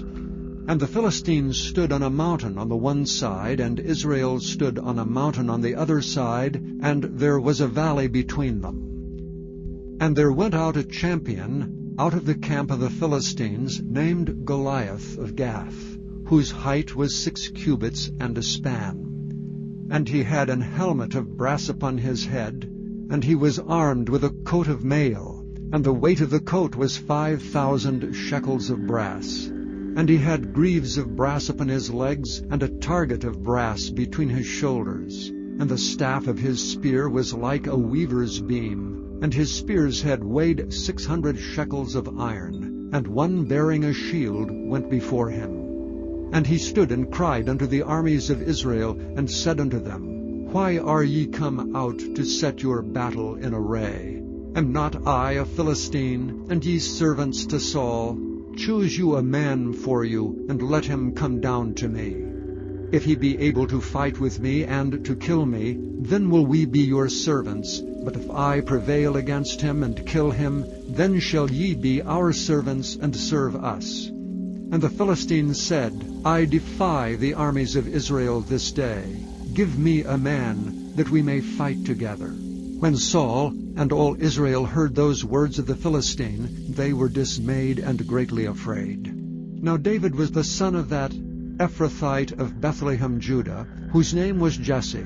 And he had 8 sons, and the man went among men for an old man in the days of Saul. And the 3 eldest sons of Jesse went and followed Saul to the battle. And the names of his 3 sons that went to the battle were Eliab the firstborn, and next unto him Abinadab, and the 3rd Shammah. And David was the youngest, and the 3 eldest followed Saul. But David went and returned from Saul to feed his father's sheep at Bethlehem. And the Philistine drew near morning and evening, and presented himself 40 days. And Jesse said unto David his son, Take now for thy brethren an ephah of this parched corn, and these 10 loaves, and run to the camp to thy brethren. And carry these 10 cheeses unto the captain of their 1,000, and look how thy brethren fare, and take their pledge. Now Saul and they, and all the men of Israel, were in the valley of Elah fighting with the Philistines. And David rose up early in the morning, and left the sheep with a keeper, and took and went as Jesse had commanded him. And he came to the trench as the host was going forth to the fight, and shouted for the battle. For Israel and the Philistines had put the battle in array, army against army. And David left his carriage in the hand of the keeper of the carriage, and ran into the army, and came and saluted his brethren. And as he talked with them, behold, there came up the champion, the Philistine of Gath, Goliath by name, out of the armies of the Philistines, and spake according to the same words. And David heard them. And all the men of Israel, when they saw the man, fled from him, and were sore afraid. And the men of Israel said, Have ye seen this man that is come up? Surely to defy Israel is he come up. And it shall be that the man who killeth him, the king will enrich him with great riches, and will give him his daughter, and make his father's house free in Israel. And David spake to the men that stood by him, saying, What shall be done to the man that killeth this Philistine, and taketh away the reproach from Israel? For who is this uncircumcised Philistine, that he should defy the armies of the living God? And the people answered him after this manner, saying, So shall it be done to the man that killeth him. And Eliab his eldest brother heard when he spake unto the men, and Eliab's anger was kindled against David, and he said, Why camest thou down hither? And with whom hast thou left those few sheep in the wilderness? I know thy pride and the naughtiness of thine heart, for thou art come down that thou mightest see the battle. And David said, What have I now done? Is there not a cause? And he turned from him toward another, and spake after the same manner. And the people answered him again after the former manner. And when the words were heard which David spake, they rehearsed them before Saul, and he sent for him. And David said to Saul, Let no man's heart fail because of him. Thy servant will go and fight with this Philistine. And Saul said to David, Thou art not able to go against this Philistine to fight with him, for thou art but a youth, and he is a man of war from his youth. And David said unto Saul, Thy servant kept his father's sheep, and there came a lion and a bear, and took a lamb out of the flock. And I went out after him, and smote him, and delivered it out of his mouth. And when he rose against me, I caught him by his beard, and smote him, and slew him. Thy servant slew both the lion and the bear, and this uncircumcised Philistine shall be as one of them, seeing he hath defied the armies of the living God. David said moreover, The Lord that delivered me out of the paw of the lion, and out of the paw of the bear, he will deliver me out of the hand of this Philistine. And Saul said unto David, Go, and the Lord be with thee. And Saul armed David with his armor, and he put an helmet of brass upon his head. Also he armed him with a coat of mail. And David girded his sword upon his armor, and he essayed to go, for he had not proved it. And David said unto Saul, I cannot go with these, for I have not proved them. And David put them off him. And he took his staff in his hand, and he chose him 5 smooth stones out of the brook, and put them in a shepherd's bag which he had, even in a scrip. And his sling was in his hand, and he drew near to the Philistine. And the Philistine came on, and drew near unto David, and the man that bare the shield went before him. And when the Philistine looked about and saw David, he disdained him, for he was but a youth, and ruddy, and of a fair countenance. And the Philistine said unto David, Am I a dog, that thou comest to me with staves? And the Philistine cursed David by his gods. And the Philistine said to David, Come to me, and I will give thy flesh unto the fowls of the air, and to the beasts of the field. Then said David to the Philistine, Thou comest to me with a sword, and with a spear, and with a shield. But I come to thee with the name of the Lord of hosts, the God of the armies of Israel, whom thou hast defied. This day will the Lord deliver thee into mine hand, and I will smite thee, and take thine head from thee, and I will give the carcasses of the host of the Philistines this day unto the fowls of the air, and to the wild beasts of the earth, that all the earth may know that there is a God in Israel. And all this assembly shall know that the Lord saveth not with sword and spear, for the battle is the Lord's, and he will give you into our hands. And it came to pass, when the Philistine arose and came and drew nigh to meet David, that David hasted and ran toward the army to meet the Philistine. And David put his hand in his bag, and took thence a stone, and slang it, and smote the Philistine in his forehead, that the stone sunk into his forehead, and he fell upon his face to the earth. So David prevailed over the Philistine with a sling and with a stone, and smote the Philistine, and slew him. But there was no sword in the hand of David. Therefore David ran, and stood upon the Philistine, and took his sword, and drew it out of the sheath thereof, and slew him, and cut off his head therewith. And when the Philistines saw their champion was dead, they fled. And the men of Israel and of Judah arose and shouted, and pursued the Philistines until thou come to the valley, and to the gates of Eklon. And the wounded of the Philistines fell down by the way to Shearaim, even unto Gath and unto Ekron. And the children of Israel returned from chasing after the Philistines, and they spoiled their tents. And David took the head of the Philistine, and brought it to Jerusalem, but he put his armor in his tent. And when Saul saw David go forth against the Philistine, he said unto Abner, the captain of the host, Abner, whose son is this youth? And Abner said, As thy soul liveth, O king, I cannot tell. And the king said, Inquire thou whose son the stripling is. And as David returned from the slaughter of the Philistine, Abner took him, and brought him before Saul with the head of the Philistine in his hand. And Saul said to him, Whose son art thou, thou young man? And David answered, I am the son of thy servant Jesse the Bethlehemite. Chapter 18. And it came to pass, when he had made an end of speaking unto Saul, that the soul of Jonathan was knit with the soul of David, and Jonathan loved him as his own soul. And Saul took him that day, and would let him go no more home to his father's house. Then Jonathan and David made a covenant, because he loved him as his own soul. And Jonathan stripped himself of the robe that was upon him, and gave it to David, and his garments, even to his sword, and to his bow, and to his girdle. And David went out whithersoever Saul sent him, and behaved himself wisely. And Saul set him over the men of war, and he was accepted in the sight of all the people, and also in the sight of Saul's servants. And it came to pass as they came, when David was returned from the slaughter of the Philistines, that the women came out of all cities of Israel, singing and dancing, to meet King Saul with tabrets, with joy and with instruments of music. And the women answered one another as they played, and said, Saul hath slain his thousands, and David his 10,000s.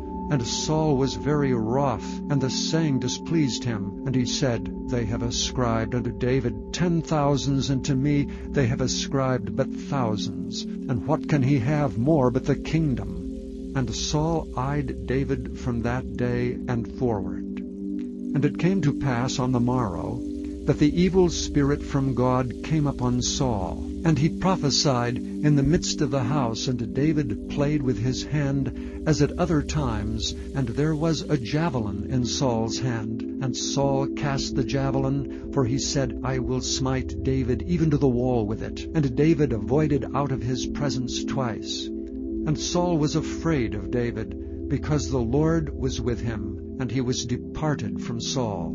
Therefore Saul removed him from him, and made him his captain over 1,000. And he went out and came in before the people. And David behaved himself wisely in all his ways, and the Lord was with him. Wherefore when Saul saw that he behaved himself very wisely, he was afraid of him. But all Israel and Judah loved David, because he went out and came in before them. And Saul said to David, Behold my daughter Merab, her will I give thee to wife. Only be thou valiant for me, and fight the Lord's battles. For Saul said, Let not mine hand be upon him, but let the hand of the Philistines be upon him. And David said unto Saul, Who am I? And what is my life or my father's family in Israel, that I should be son-in-law to the king? But it came to pass at the time when Merab, Saul's daughter, should have been given to David, that he was given unto Adriel the Maholathite to wife. And Michal, Saul's daughter, loved David, and they told Saul, and the thing pleased him. And Saul said, I will give him her, that she may be a snare to him, and that the hand of the Philistines may be against him. Wherefore Saul said to David, Thou shalt this day be my son-in-law in the one of the twain. And Saul commanded his servants, saying, Commune with David secretly, and say, Behold, the king hath delight in thee, and all his servants love thee. Now therefore be the king's son-in-law. And Saul's servants spake those words in the ears of David. And David said, Seemeth it to you a light thing to be a king's son-in-law, seeing that I am a poor man, and lightly esteemed? And the servants of Saul told him, saying, On this manner spake David. And Saul said, Thus shall ye say to David, The king desireth not any dowry, but 100 foreskins of the Philistines, to be avenged of the king's enemies. But Saul thought to make David fall by the hand of the Philistines. And when his servants told David these words, it pleased David well to be the king's son-in-law, and the days were not expired. Wherefore David arose and went, he and his men, and slew of the Philistines 200 men. And David brought their foreskins, and they gave them in full tale to the king, that he might be the king's son-in-law. And David gave him Michal his daughter to wife. And Saul saw and knew that the Lord was with David, and that Michal, Saul's daughter, loved him. And Saul was yet the more afraid of David, and Saul became David's enemy continually. Then the princes of the Philistines went forth, and it came to pass, after they went forth, that David behaved himself more wisely than all the servants of Saul, so that his name was much set by. Chapter 19. And Saul spake to Jonathan his son, and to his servants, that they should kill David. But Jonathan, Saul's son, delighted much in David. And Jonathan told David, saying, Saul my father seeketh to kill thee. Now therefore I pray thee, take heed to thyself until the morning, and abide in a secret place, and hide thyself. And I will go out and stand beside my father in the field where thou art, and I will commune with my father of thee, and what I see, that I will tell thee. And Jonathan spake good of David unto Saul his father, and said unto him, Let not the king sin against his servant, against David, because he hath not sinned against thee, and because his works have been to thee ward very good. For he did put his life in his hand, and slew the Philistine, and the Lord wrought a great salvation for all Israel. Thou sawest it, and didst rejoice.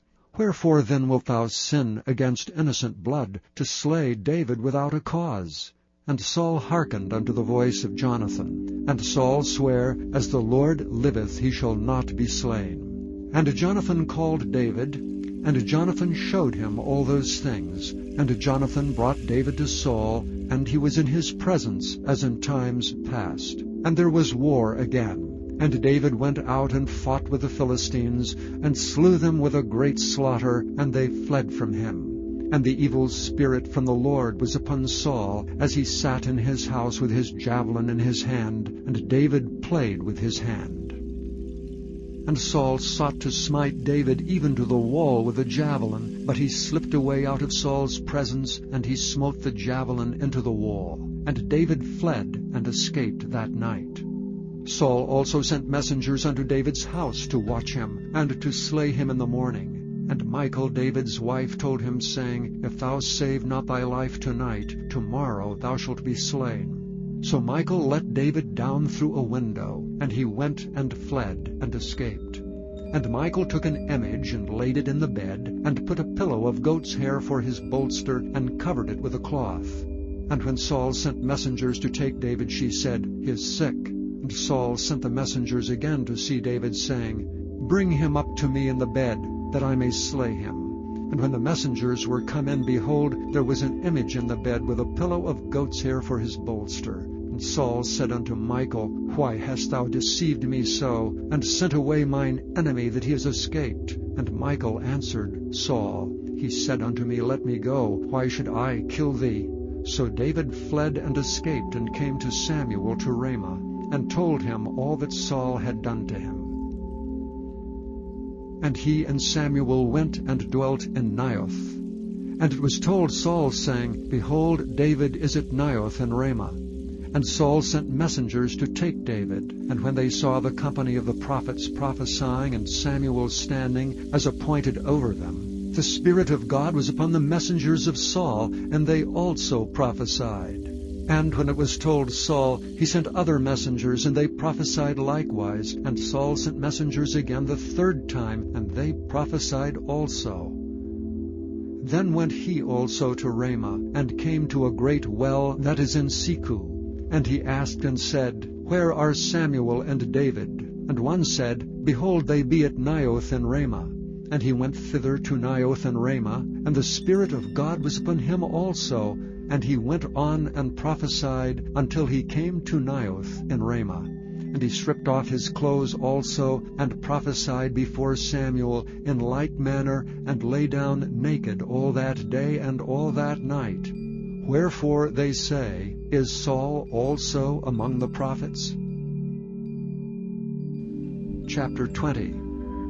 And David fled from Naioth in Ramah, and came and said before Jonathan, What have I done? What is mine iniquity, and what is my sin before thy father, that he seeketh my life? And he said unto him, God forbid, thou shalt not die. Behold, my father will do nothing either great or small, but that he will show it me. And why should my father hide this thing from me? It is not so. And David sware moreover, and said, Thy father certainly knoweth that I have found grace in thine eyes. And he saith, Let not Jonathan know this, lest he be grieved. But truly as the Lord liveth, and as thy soul liveth, there is but a step between me and death. Then said Jonathan unto David, Whatsoever thy soul desireth, I will even do it for thee. And David said unto Jonathan, Behold, tomorrow is the new moon, and I should not fail to sit with the king at meat. But let me go, that I may hide myself in the field unto the third day at even. If thy father at all miss me, then say, David earnestly asked leave of me, that he might run to Bethlehem his city, for there is a yearly sacrifice there for all the family. If he say thus, It is well, thy servant shall have peace. But if he be very wroth, then be sure that evil is determined by him. Therefore thou shalt deal kindly with thy servant, for thou hast brought thy servant into a covenant of the Lord with thee. Notwithstanding, if there be in me iniquity, slay me thyself, for why shouldst thou bring me to thy father? And Jonathan said, Far be it from thee. For if I knew certainly that evil were determined by my father to come upon thee, then would I not tell it thee? Then said David to Jonathan, Who shall tell me? Or what if thy father answer thee roughly? And Jonathan said unto David, Come, and let us go out into the field. And they went out both of them into the field. And Jonathan said unto David, O Lord God of Israel, when I have sounded my father about tomorrow any time, or the third day, and behold, if there be good toward David, and I then send not unto thee, and show it thee, the Lord do so and much more to Jonathan. But if it please my father to do thee evil, then I will show it thee, and send thee away, that thou mayest go in peace. And the Lord be with thee, as he hath been with my father. And thou shalt not only, while yet I live, show me the kindness of the Lord, that I die not, but also thou shalt not cut off thy kindness from my house forever. No, not when the Lord hath cut off the enemies of David, every one of them from the face of the earth. So Jonathan made a covenant with the house of David, saying, Let the Lord even require it at the hand of David's enemies. And Jonathan caused David to swear again, because he loved him, for he loved him as he loved his own soul. Then Jonathan said to David, Tomorrow is the new moon, and thou shalt be missed, because thy seat will be empty. And when thou hast stayed 3 days, then thou shalt go down quickly, and come to the place where thou didst hide thyself when the business was in hand, and shalt remain by the stone easel. And I will shoot 3 arrows on the side thereof, as though I shot at a mark. And behold, I will send a lad, saying, Go, find out the arrows. If I expressly say unto the lad, Behold, the arrows are on this side of thee, take them, then come thou, for there is peace to thee, and no hurt, as the Lord liveth. But if I say thus unto the young man, Behold, the arrows are beyond thee, go thy way, for the Lord hath sent thee away. And as touching the matter which thou and I have spoken of, behold, the Lord be between thee and me forever. So David hid himself in the field, and when the new moon was come, the king sat him down to eat meat. And the king sat upon his seat, as at other times, even upon a seat by the wall. And Jonathan arose, and Abner sat by Saul's side, and David's place was empty. Nevertheless Saul spake not anything that day, for he thought, Something hath befallen him. He is not clean. Surely he is not clean. And it came to pass on the morrow, which was the 2nd day of the month, that David's place was empty. And Saul said unto Jonathan his son, Wherefore cometh not the son of Jesse to meat, neither yesterday nor today? And Jonathan answered Saul, David earnestly asked leave of me to go to Bethlehem. And he said, Let me go, I pray thee, for our family hath a sacrifice in the city, and my brother, he hath commanded me to be there. And now, if I have found favor in thine eyes, let me go away, I pray thee, and see my brethren. Therefore he cometh not unto the king's table. Then Saul's anger was kindled against Jonathan, and he said unto him, Thou son of the perverse rebellious woman, do not I know that thou hast chosen the son of Jesse to thine own confusion, and unto the confusion of thy mother's nakedness? For as long as the son of Jesse liveth upon the ground, thou shalt not be established, nor thy kingdom. Wherefore now send and fetch him unto me, for he shall surely die. And Jonathan answered Saul his father, and said unto him, Wherefore shall he be slain? What hath he done? And Saul cast a javelin at him to smite him, whereby Jonathan knew that it was determined of his father to slay David. So Jonathan arose from the table in fierce anger, and did eat no meat the 2nd day of the month. For he was grieved for David, because his father had done him shame. And it came to pass in the morning that Jonathan went out into the field at the time appointed with David, and a little lad with him. And he said unto his lad, Run, find out now the arrows which I shoot. And as the lad ran, he shot an arrow beyond him.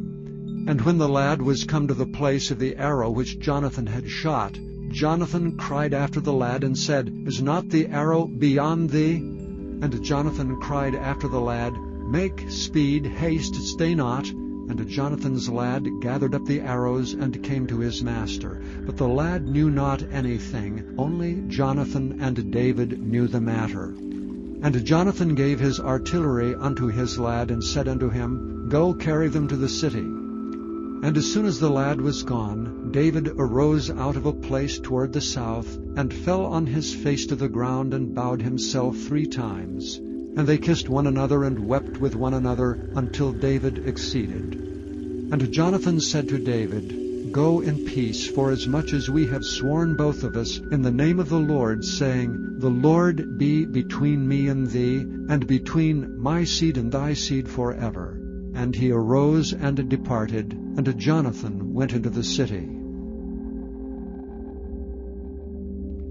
Chapter 21. Then came David to Nob, to Ahimelech the priest. And Ahimelech was afraid at the meeting of David, and said unto him, Why art thou alone, and no man with thee? And David said unto Ahimelech the priest, The king hath commanded me a business, and hath said unto me, Let no man know anything of the business whereabout I send thee, and what I have commanded thee. And I have appointed my servants to such and such a place. Now therefore, what is under thine hand? Give me 5 loaves of bread in mine hand, and what there is present. And the priest answered David and said, There is no common bread under mine hand, but there is hallowed bread, if the young men have kept themselves at least from women. And David answered the priest and said unto him, Of a truth, women have been kept from us about these 3 days, since I came out, and the vessels of the young men are holy, and the bread is in a manner common, yea, though it were sanctified this day in the vessel. So the priest gave him hallowed bread, for there was no bread there but the showbread, but was taken from before the Lord, to put hot bread in the day when it was taken away. Now a certain man of the servants of Saul was there that day, detained before the Lord, and his name was Doeg an Edomite, the chiefest of the herdsmen that belonged to Saul. And David said unto Ahimelech, And is there not here under thine hand spear or sword? For I have neither brought my sword nor my weapons with me, because the king's business required haste. And the priest said, The sword of Goliath the Philistine, whom thou slewest in the valley of Elah, behold, it is here wrapped in a cloth behind the ephod. If thou wilt take that, take it, for there is no other save that here. And David said, There is none like that, give it me. And David arose and fled that day for fear of Saul, and went to Achish the king of Gath. And the servants of Achish said unto him, Is not this David the king of the land? Did they not sing one to another of him in dances, saying, Saul hath slain his thousands, and David his 10,000s? And David laid up these words in his heart, and was sore afraid of Achish the king of Gath. And he changed his behavior before them, and feigned himself mad in their hands, and scrabbled on the doors of the gate, and let his spittle fall down upon his beard. Then said Achish unto his servants, Lo, ye see the man is mad. Wherefore then have ye brought him to me? Have I need of madmen, that ye have brought this fellow to play the madman in my presence? Shall this fellow come into my house? Chapter 22. David therefore departed thence, and escaped to the cave Adullam. And when his brethren and all his father's house heard it, they went down thither to him. And every one that was in distress, and every one that was in debt, and every one that was discontented, gathered themselves unto him, and he became a captain over them. And there were with him about 400 men. And David went thence to Mizpeh of Moab, and he said unto the king of Moab, Let my father and my mother, I pray thee, come forth and be with you, till I know what God will do for me. And he brought them before the king of Moab, and they dwelt with him all the while that David was in the hold.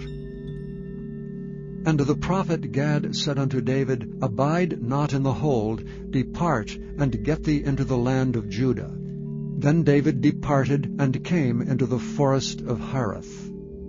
When Saul heard that David was discovered, and the men that were with him, now Saul abode in Gibeah under a tree in Ramah, having his spear in his hand, and all his servants were standing about him. Then Saul said unto his servants that stood about him, Hear now, ye Benjamites, will the son of Jesse give every one of you fields and vineyards, and make you all captains of thousands and captains of hundreds, that all of you have conspired against me?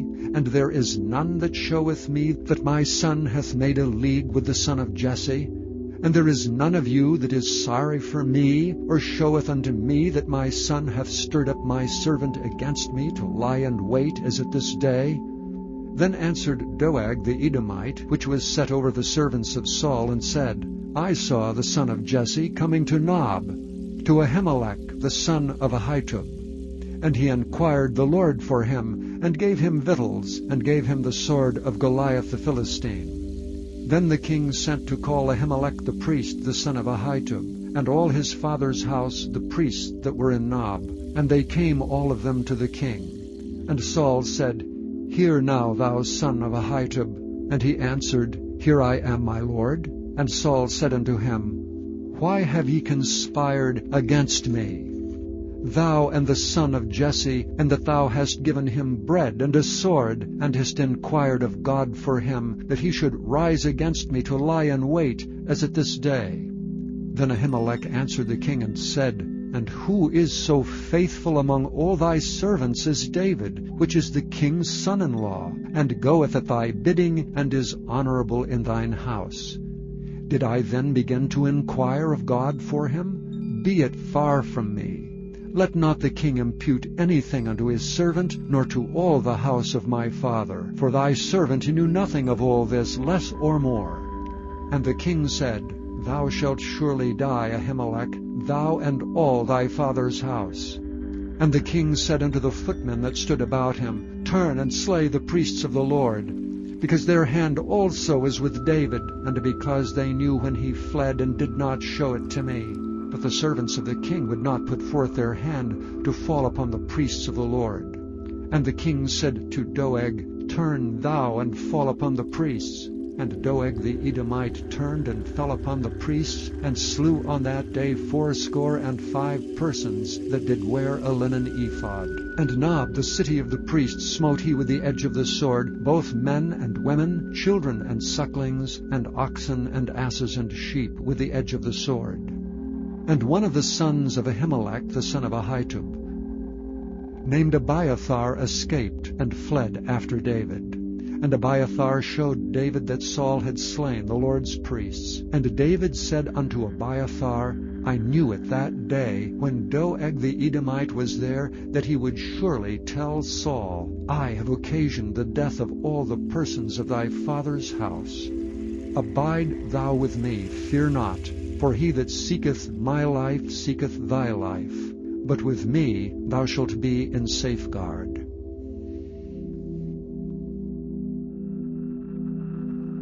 Chapter 23. Then they told David, saying, Behold, the Philistines fight against Keilah, and they rob the threshing floors. Therefore David inquired of the Lord, saying, Shall I go and smite these Philistines? And the Lord said unto David, Go and smite the Philistines, and save Keilah. And David's men said unto him, Behold, we be afraid here in Judah. How much more then if we come to Keilah, against the armies of the Philistines? Then David inquired of the Lord yet again. And the Lord answered him and said, Arise, go down to Keilah, for I will deliver the Philistines into thine hand. So David and his men went to Keilah, and fought with the Philistines, and brought away their cattle, and smote them with a great slaughter. So David saved the inhabitants of Keilah. And it came to pass, when Abiathar the son of Ahimelech fled to David, to Keilah, that he came down with an ephod in his hand. And it was told Saul that David was come to Keilah. And Saul said, God hath delivered him into mine hand, for he is shut in by entering into a town that hath gates and bars. And Saul called all the people together to war, to go down to Keilah, to besiege David and his men. And David knew that Saul secretly practiced mischief against him. And he said to Abiathar the priest, Bring hither the ephod. Then said David, O Lord God of Israel, Thy servant hath certainly heard that Saul seeketh to come to Keilah to destroy the city for my sake. Will the men of Keilah deliver me up into his hand? Will Saul come down as thy servant hath heard? O Lord God of Israel, I beseech thee, tell thy servant. And the Lord said, He will come down.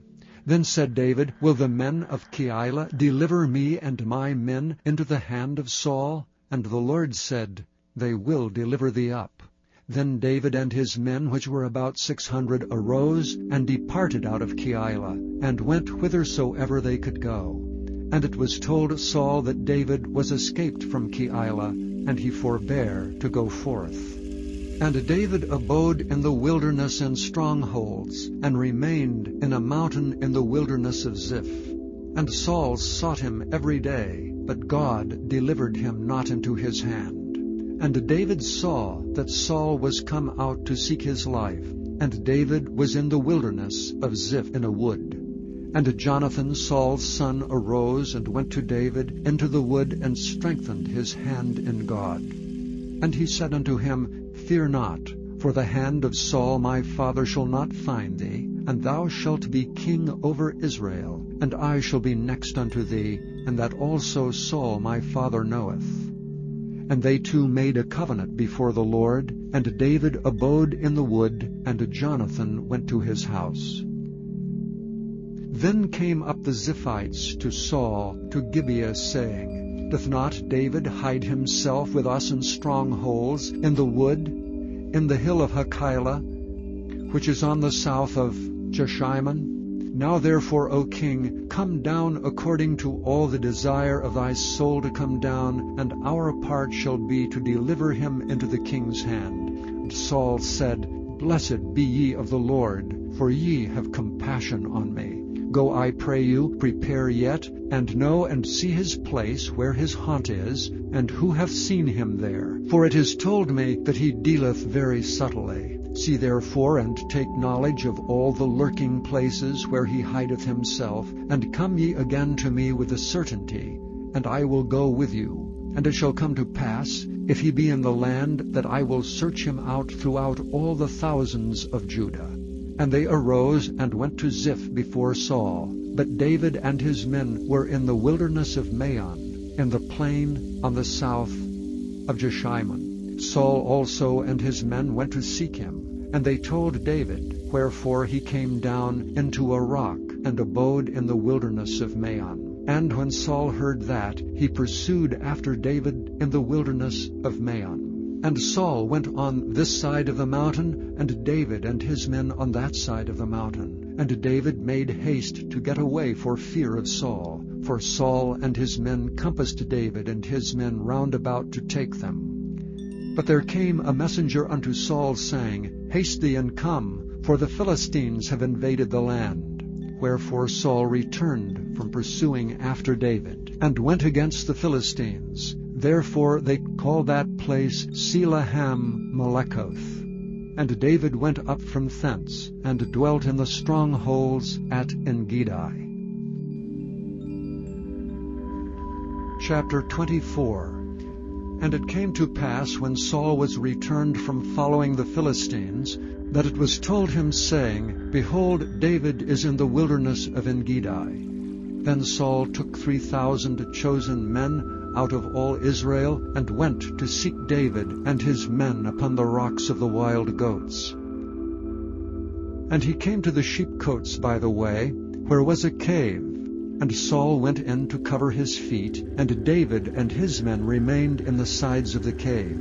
And the men of David said unto him, Behold, the day of which the Lord said unto thee, Behold, I will deliver thine enemy into thine hand, that thou mayest do to him as it shall seem good unto thee. Then David arose and cut off the skirt of Saul's robe privily. And it came to pass afterward that David's heart smote him, because he had cut off Saul's skirt. And he said unto his men, The Lord forbid that I should do this thing unto my master, the Lord's anointed, to stretch forth mine hand against him, seeing he is the anointed of the Lord.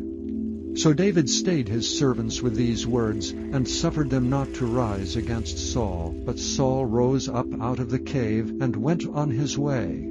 David also arose afterward, and went out of the cave, and cried after Saul, saying, My Lord the king. And when Saul looked behind him, David stooped with his face to the earth, and bowed himself. And David said to Saul, Wherefore hearest thou men's words, saying, Behold, David seeketh thy hurt?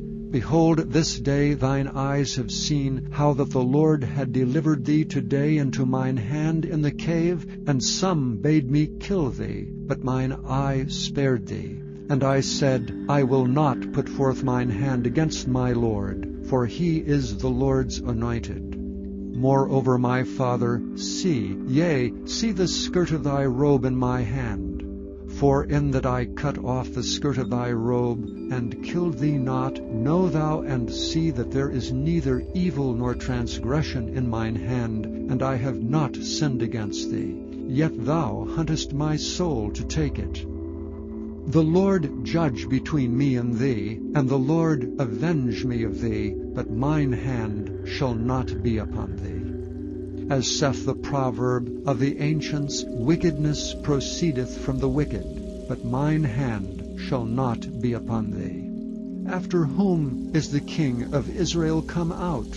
After whom dost thou pursue? After a dead dog, after a flea. The Lord therefore be judge, and judge between me and thee, and see and plead my cause, and deliver me out of thine hand.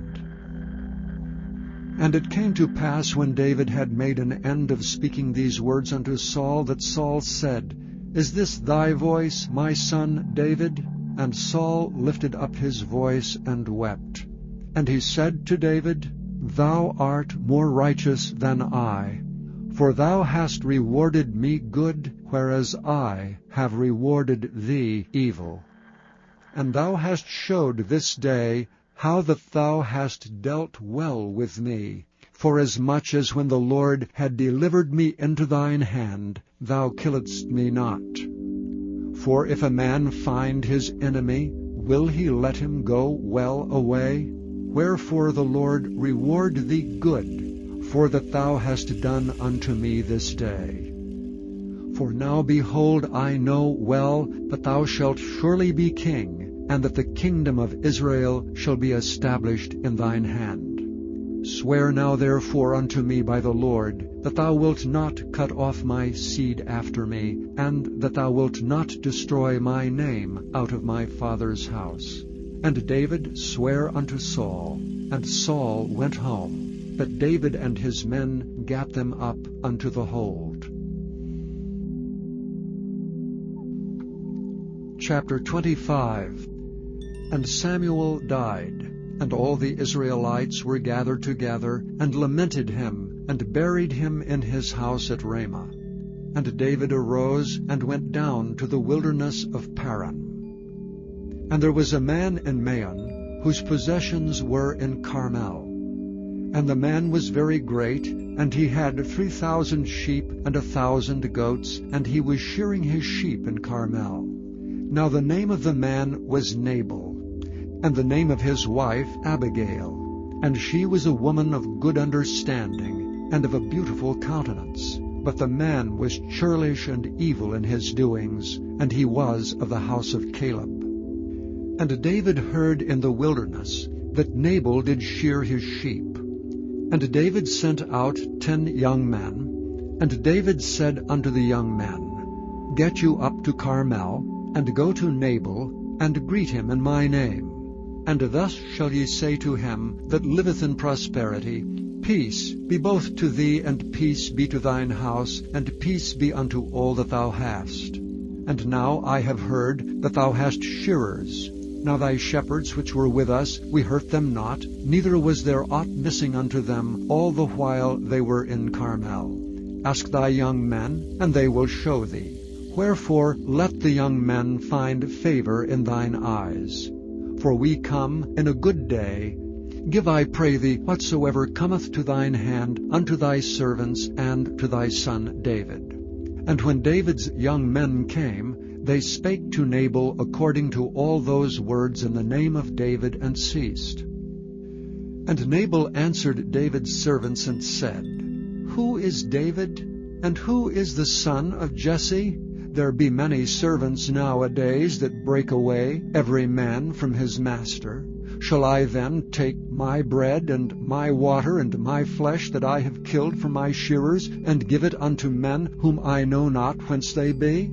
So David's young men turned their way, and went again, and came, and told him all those sayings.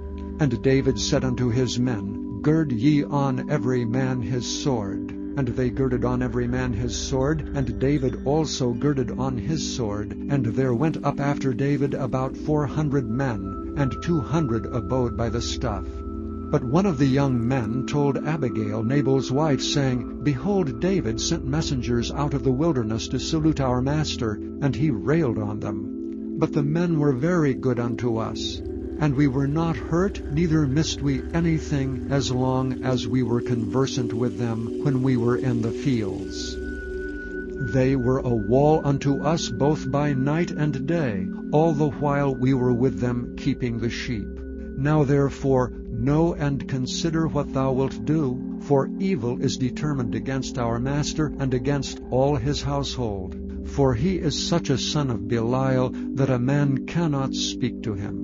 Then Abigail made haste, and took 200 loaves, and 2 bottles of wine, and 5 sheep ready dressed, and 5 measures of parched corn, and 100 clusters of raisins, and 200 cakes of figs, and laid them on asses. And she said unto her servants, Go on before me, behold, I come after you. But she told not her husband Nabal. And it was so, as she rode on the ass, that she came down by the covert of the hill, and behold, David and his men came down against her, and she met them. Now David had said, Surely in vain have I kept all that this fellow hath in the wilderness, so that nothing was missed of all that pertained unto him, and he hath requited me evil for good. So and more also do God unto the enemies of David, if I leave of all that pertain to him by the morning light any that pisseth against the wall. And when Abigail saw David, she hasted and lighted off the ass, and fell before David on her face, and bowed herself to the ground, and fell at his feet, and said, Upon me, my lord, upon me let this iniquity be, and let thine handmaid, I pray thee, speak in thine audience, and hear the words of thine handmaid. Let not my lord, I pray thee, regard this man of Belial, even Nabal, for as his name is, so is he. Nabal is his name, and folly is with him. But I thine handmaid saw not the young men of my lord, whom thou didst send. Now therefore, my lord, as the Lord liveth, and as thy soul liveth, seeing the Lord hath withholden thee from coming to shed blood, and from avenging thyself with thine own hand, now let thine enemies, and they that seek evil to my lord, be as Nabal. And now this blessing which thine handmaid hath brought unto my lord, let it even be given unto the young men that follow my lord. I pray thee, forgive the trespass of thine handmaid. For the Lord will surely make my lord a sure house, because my lord fighteth the battles of the Lord, and evil hath not been found in thee all thy days. Yet a man is risen to pursue thee, and to seek thy soul. But the soul of my lord shall be bound in the bundle of life with the Lord thy God. And the souls of thine enemies, them shall he sling out, as out of the middle of a sling. And it shall come to pass, when the Lord shall have done to my lord according to all the good that he hath spoken concerning thee, and shall have appointed thee ruler over Israel, that this shall be no grief unto thee, nor offense of heart unto my lord, either that thou hast shed blood causeless, or that my lord hath avenged himself. But when the Lord shall have dealt well with my lord, then remember thine handmaid. And David said to Abigail, Blessed be the Lord God of Israel, which sent thee this day to meet me. And blessed be thy advice, and blessed be thou which hast kept me this day from coming to shed blood, and from avenging myself with mine own hand. For in very deed as the Lord God of Israel liveth, which hath kept me back from hurting thee, except thou hadst hasted and come to meet me, surely there had not been left unto Nabal by the morning light any that pisseth against the wall. So David received of her hand that which she had brought him, and said unto her, Go up in peace to thine house. See, I have hearkened to thy voice, and have accepted thy person. And Abigail came to Nabal, and behold, he held a feast in his house, like the feast of a king. And Nabal's heart was merry within him, for he was very drunken. Wherefore she told him nothing, less or more, until the morning light. But it came to pass in the morning, when the wine was gone out of Nabal, and his wife had told him these things, that his heart died within him, and he became as a stone. And it came to pass about 10 days after, that the Lord smote Nabal, that he died.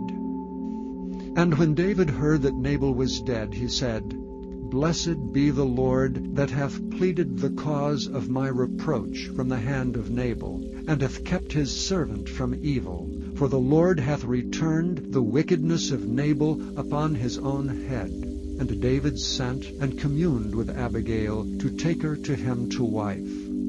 And when the servants of David were come to Abigail to Carmel, they spake unto her, saying, David sent us unto thee, to take thee to him to wife. And she arose and bowed herself on her face to the earth, and said, Behold, let thine handmaid be a servant to wash the feet of the servants of my lord. And Abigail hasted, and arose, and rode upon an ass with 5 damsels of hers that went after her. And she went after the messengers of David, and became his wife. David also took Ahinoam of Jezreel, and they were also both of them his wives. But Saul had given Michal his daughter, David's wife, to Phalti the son of Laish, which was of Gallim. Chapter 26. And the Ziphites came unto Saul to Gibeah, saying, Doth not David hide himself in the hill of Hachilah, which is before Jeshimon? Then Saul arose and went down to the wilderness of Ziph, having 3,000 chosen men of Israel with him, to seek David in the wilderness of Ziph. And Saul pitched in the hill of Hachilah, which is before Jeshimon, by the way. But David abode in the wilderness, and he saw that Saul came after him into the wilderness.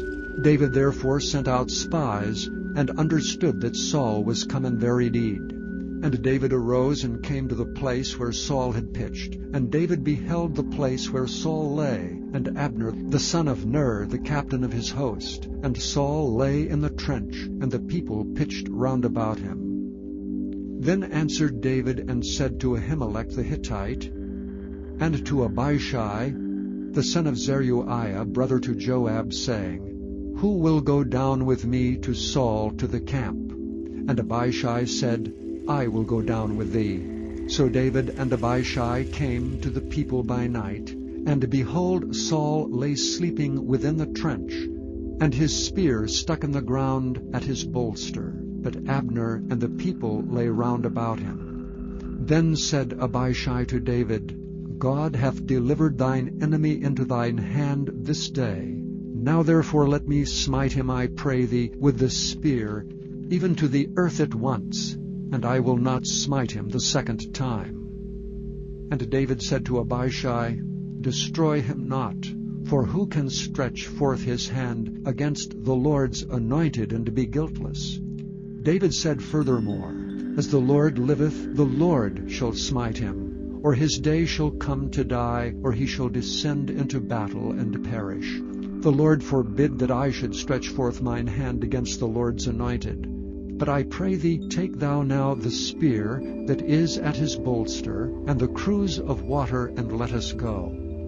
So David took the spear and the cruse of water from Saul's bolster, and they gat them away, and no man saw it, nor knew it, neither awakened, for they were all asleep, because a deep sleep from the Lord was fallen upon them.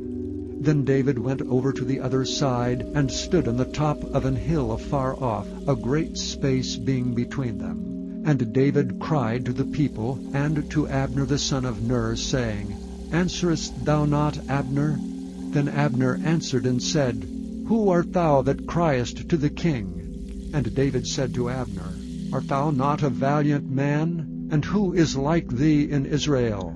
Wherefore then hast thou not kept thy lord the king? For there came out one of the people in to destroy the king thy lord. This thing is not good that thou hast done. As the Lord liveth, ye are worthy to die, because ye have not kept your master the Lord's anointed. And now see where the king's spear is, and the cruse of water that was at his bolster. And Saul knew David's voice, and said, Is this thy voice, my son David? And David said, It is my voice, my lord, O king. And he said, Wherefore doth my lord thus pursue after his servant? For what have I done, or what evil is in mine hand? Now therefore I pray thee, let my lord the king hear the words of his servant. If the Lord have stirred thee up against me, let him accept an offering. But if they be the children of men, cursed be they before the Lord, for they have driven me out this day from abiding in the inheritance of the Lord, saying, Go, serve other gods. Now therefore let not my blood fall to the earth before the face of the Lord. For the king of Israel is come out to seek a flea, as when one doth hunt a partridge in the mountains. Then said Saul, I have sinned. Return, my son David, for I will no more do thee harm, because my soul was precious in thine eyes this day. Behold, I have played the fool, and have erred exceedingly. And David answered and said, Behold the king's spear, and let one of the young men come over and fetch it. The Lord render to every man his righteousness and his faithfulness. For the Lord delivered thee into my hand today, but I would not stretch forth mine hand against the Lord's anointed. And behold, as thy life was much set by this day in mine eyes, so let my life be much set by in the eyes of the Lord, and let him deliver me out of all tribulation. Then Saul said to David, Blessed be thou, my son David. Thou shalt both do great things, and also shalt still prevail. So David went on his way, and Saul returned to his place.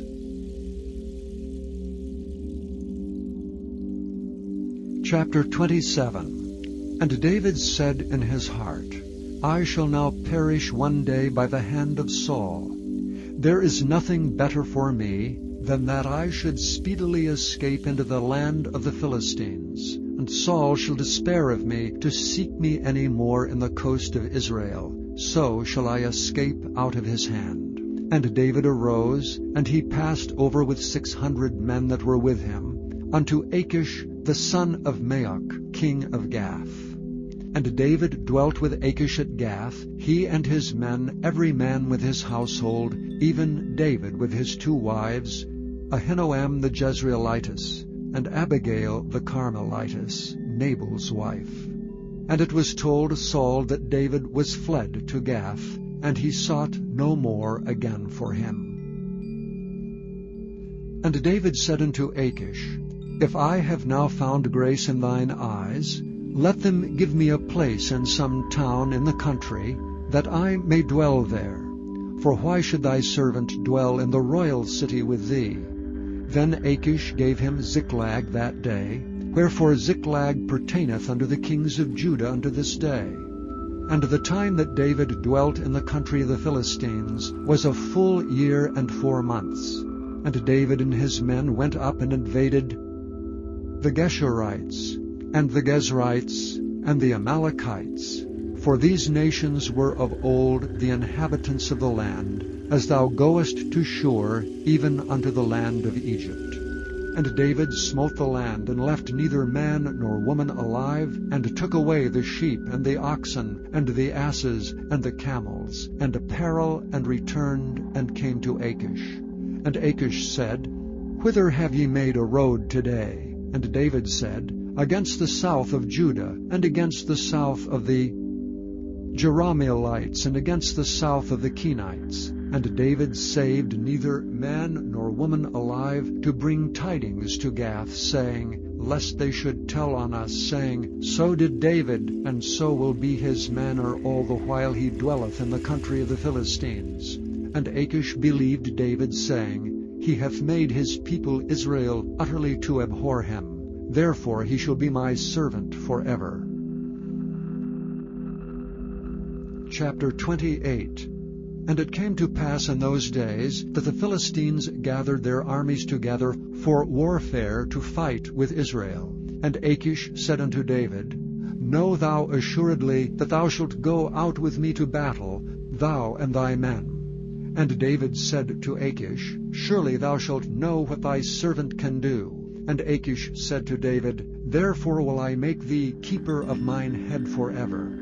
Now Samuel was dead, and all Israel had lamented him, and buried him in Ramah, even in his own city. And Saul had put away those that had familiar spirits, and the wizards out of the land. And the Philistines gathered themselves together, and came and pitched in Shunem. And Saul gathered all Israel together, and they pitched in Gilboa. And when Saul saw the host of the Philistines, he was afraid, and his heart greatly trembled.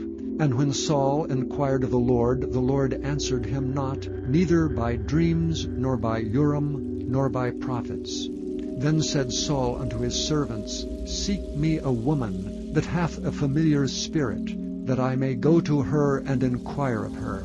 And his servants said to him, Behold, there is a woman that hath a familiar spirit at Endor. And Saul disguised himself, and put on other raiment. And he went, and 2 men with him, and they came to the woman by night. And he said, I pray thee, divine unto me by the familiar spirit, and bring me him up, whom I shall name unto thee. And the woman said unto him, Behold, thou knowest what Saul hath done, how he hath cut off those that have familiar spirits, and the wizards out of the land. Wherefore then layest thou a snare for my life, to cause me to die? And Saul sware to her by the Lord, saying, As the Lord liveth, there shall no punishment happen to thee for this thing. Then said the woman, Whom shall I bring up unto thee? And he said, Bring me up Samuel. And when the woman saw Samuel, she cried with a loud voice. And the woman spake to Saul, saying, Why hast thou deceived me? For thou art Saul. And the king said unto her, Be not afraid, for what sawest thou? And the woman said unto Saul, I saw gods ascending out of the earth. And he said unto her, What form is he of? And she said, An old man cometh up, and he is covered with a mantle. And Saul perceived that it was Samuel. And he stooped with his face to the ground, and bowed himself. And Samuel said to Saul, Why hast thou disquieted me to bring me up? And Saul answered, I am sore distressed, for the Philistines make war against me, and God is departed from me, and answereth me no more, neither by prophets, nor by dreams. Therefore I have called thee, that thou mayest make known unto me what I shall do. Then said Samuel, Wherefore then dost thou ask of me, seeing the Lord is departed from thee, and is become thine enemy? And the Lord hath done to him as he spake by me. For the Lord hath rent the kingdom out of thine hand, and given it to thy neighbor, even to David. because thou obeyedst not the voice of the Lord, nor executedst his fierce wrath upon Amalek. Therefore hath the Lord done this thing unto thee this day. Moreover the Lord will also deliver Israel with thee into the hand of the Philistines, and tomorrow shalt thou and thy sons be with me. The Lord also shall deliver the host of Israel into the hand of the Philistines. Then Saul fell straightway all along the earth, and was sore afraid because of the words of Samuel. And there was no strength in him, for he had eaten no bread all the day, nor all the night. And the woman came unto Saul, and saw that he was sore troubled, and said unto him, Behold, thine handmaid hath obeyed thy voice, and I have put my life in my hand, and have hearkened unto thy words, which thou speakest unto me. Now therefore I pray thee, hearken thou also unto the voice of thine handmaid, and let me set a morsel of bread before thee, and eat, that thou mayest have strength when thou goest on thy way. But he refused and said, I will not eat. But his servants together with the woman compelled him, and he hearkened unto their voice. So he arose from the earth and sat upon the bed. And the woman had a fat calf in the house, and she hasted and killed it, and took flour, and kneaded it, and did bake unleavened bread thereof. And she brought it before Saul, and before his servants, and they did eat. Then they rose up, and went away that night. Chapter 29. Now the Philistines gathered together all their armies to Aphek, and the Israelites pitched by a fountain which is in Jezreel.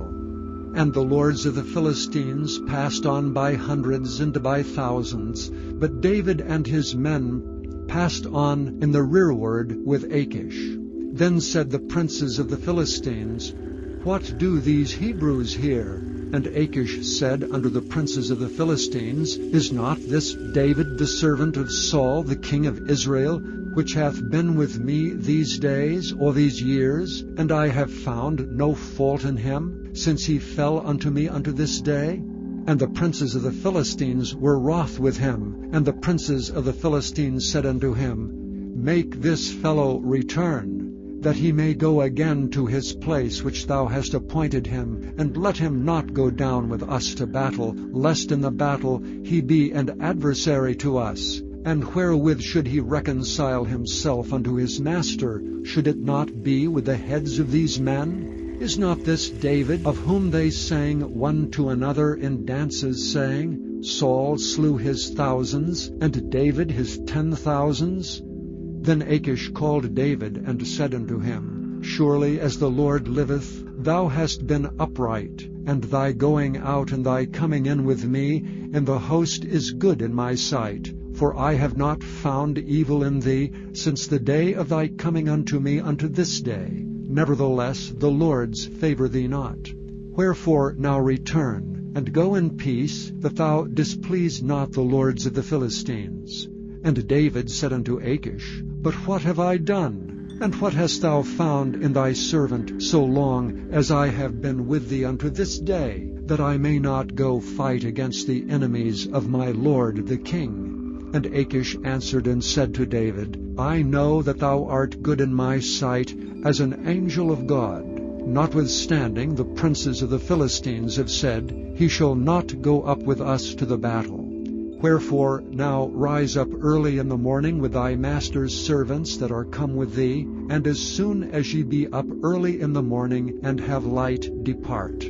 So David and his men rose up early to depart in the morning, to return into the land of the Philistines. And the Philistines went up to Jezreel. Chapter 30. And it came to pass, when David and his men were come to Ziklag on the third day, that the Amalekites had invaded the south, and Ziklag, and smitten Ziklag, and burned it with fire, and had taken away the women captives that were therein. They slew not any, either great or small, but carried them away, and went on their way. So David and his men came to the city, and behold, it was burned with fire, and their wives, and their sons, and their daughters were taken captives. Then David and the people that were with him lifted up their voice and wept until they had no more power to weep. And David's 2 wives were taken captives, Ahinoam the Jezreelitess, and Abigail, the wife of Nabal the Carmelite. And David was greatly distressed, for the people spoke of stoning him, because the soul of all the people was grieved, every man for his sons and for his daughters. But David encouraged himself in the Lord his God. And David said to Abiathar the priest, Ahimelech's son, I pray thee, bring me hither the ephod. And Abiathar brought thither the ephod to David. And David inquired at the Lord, saying, Shall I pursue after this troop? Shall I overtake them? And he answered him, Pursue, for thou shalt surely overtake them, and without fail recover all. So David went, he and the 600 men that were with him, and came to the brook Besor, where those that were left behind stayed. But David pursued, he and 400 men, for 200 abode behind, which were so faint that they could not go over the brook Besor. And they found an Egyptian in the field, and brought him to David, and gave him bread, and he did eat, and they made him drink water, and they gave him a piece of a cake of figs, and 2 clusters of raisins. And when he had eaten, his spirit came again to him, for he had eaten no bread, nor drunk any water 3 days and 3 nights. And David said unto him, To whom belongest thou? And whence art thou? And he said, I am a young man of Egypt, servant to an Amalekite, and my master left me because 3 days agone I fell sick. We made an invasion upon the south of the Kerethites, and upon the coast which belongeth to Judah, and upon the south of Caleb, and we burned Ziklag with fire. And David said to him, Canst thou bring me down to this company? And he said, Swear unto me by God, that thou wilt neither kill me, nor deliver me into the hands of my master, and I will bring thee down to this company. And when he had brought him down, behold, they were spread abroad upon all the earth, eating and drinking and dancing, because of all the great spoil they had taken out of the land of the Philistines, and out of the land of Judah, even unto the evening of the next day. And there escaped not a man of them, save 400 young men, which rode upon camels and fled. And David recovered all that the Amalekites had carried away, and David rescued his 2 wives. And there was nothing lacking to them, neither small nor great, neither sons nor daughters, neither spoil, nor anything that they had taken to them. David recovered all. And David took all the flocks and the herds which they drave before those other cattle, and said, This is David's spoil. And David came to the 200 men, which were so faint that they could not follow David, whom they had made also to abide at the brook Besor, and they went forth to meet David, and to meet the people that were with him. And when David came near to the people, he saluted them. Then answered all the wicked men, and men of Belial, of those that went with David, and said, Because they went not with us, we will not give them aught of the spoil that we have recovered, save to every man his wife and his children, that they may lead them away and depart.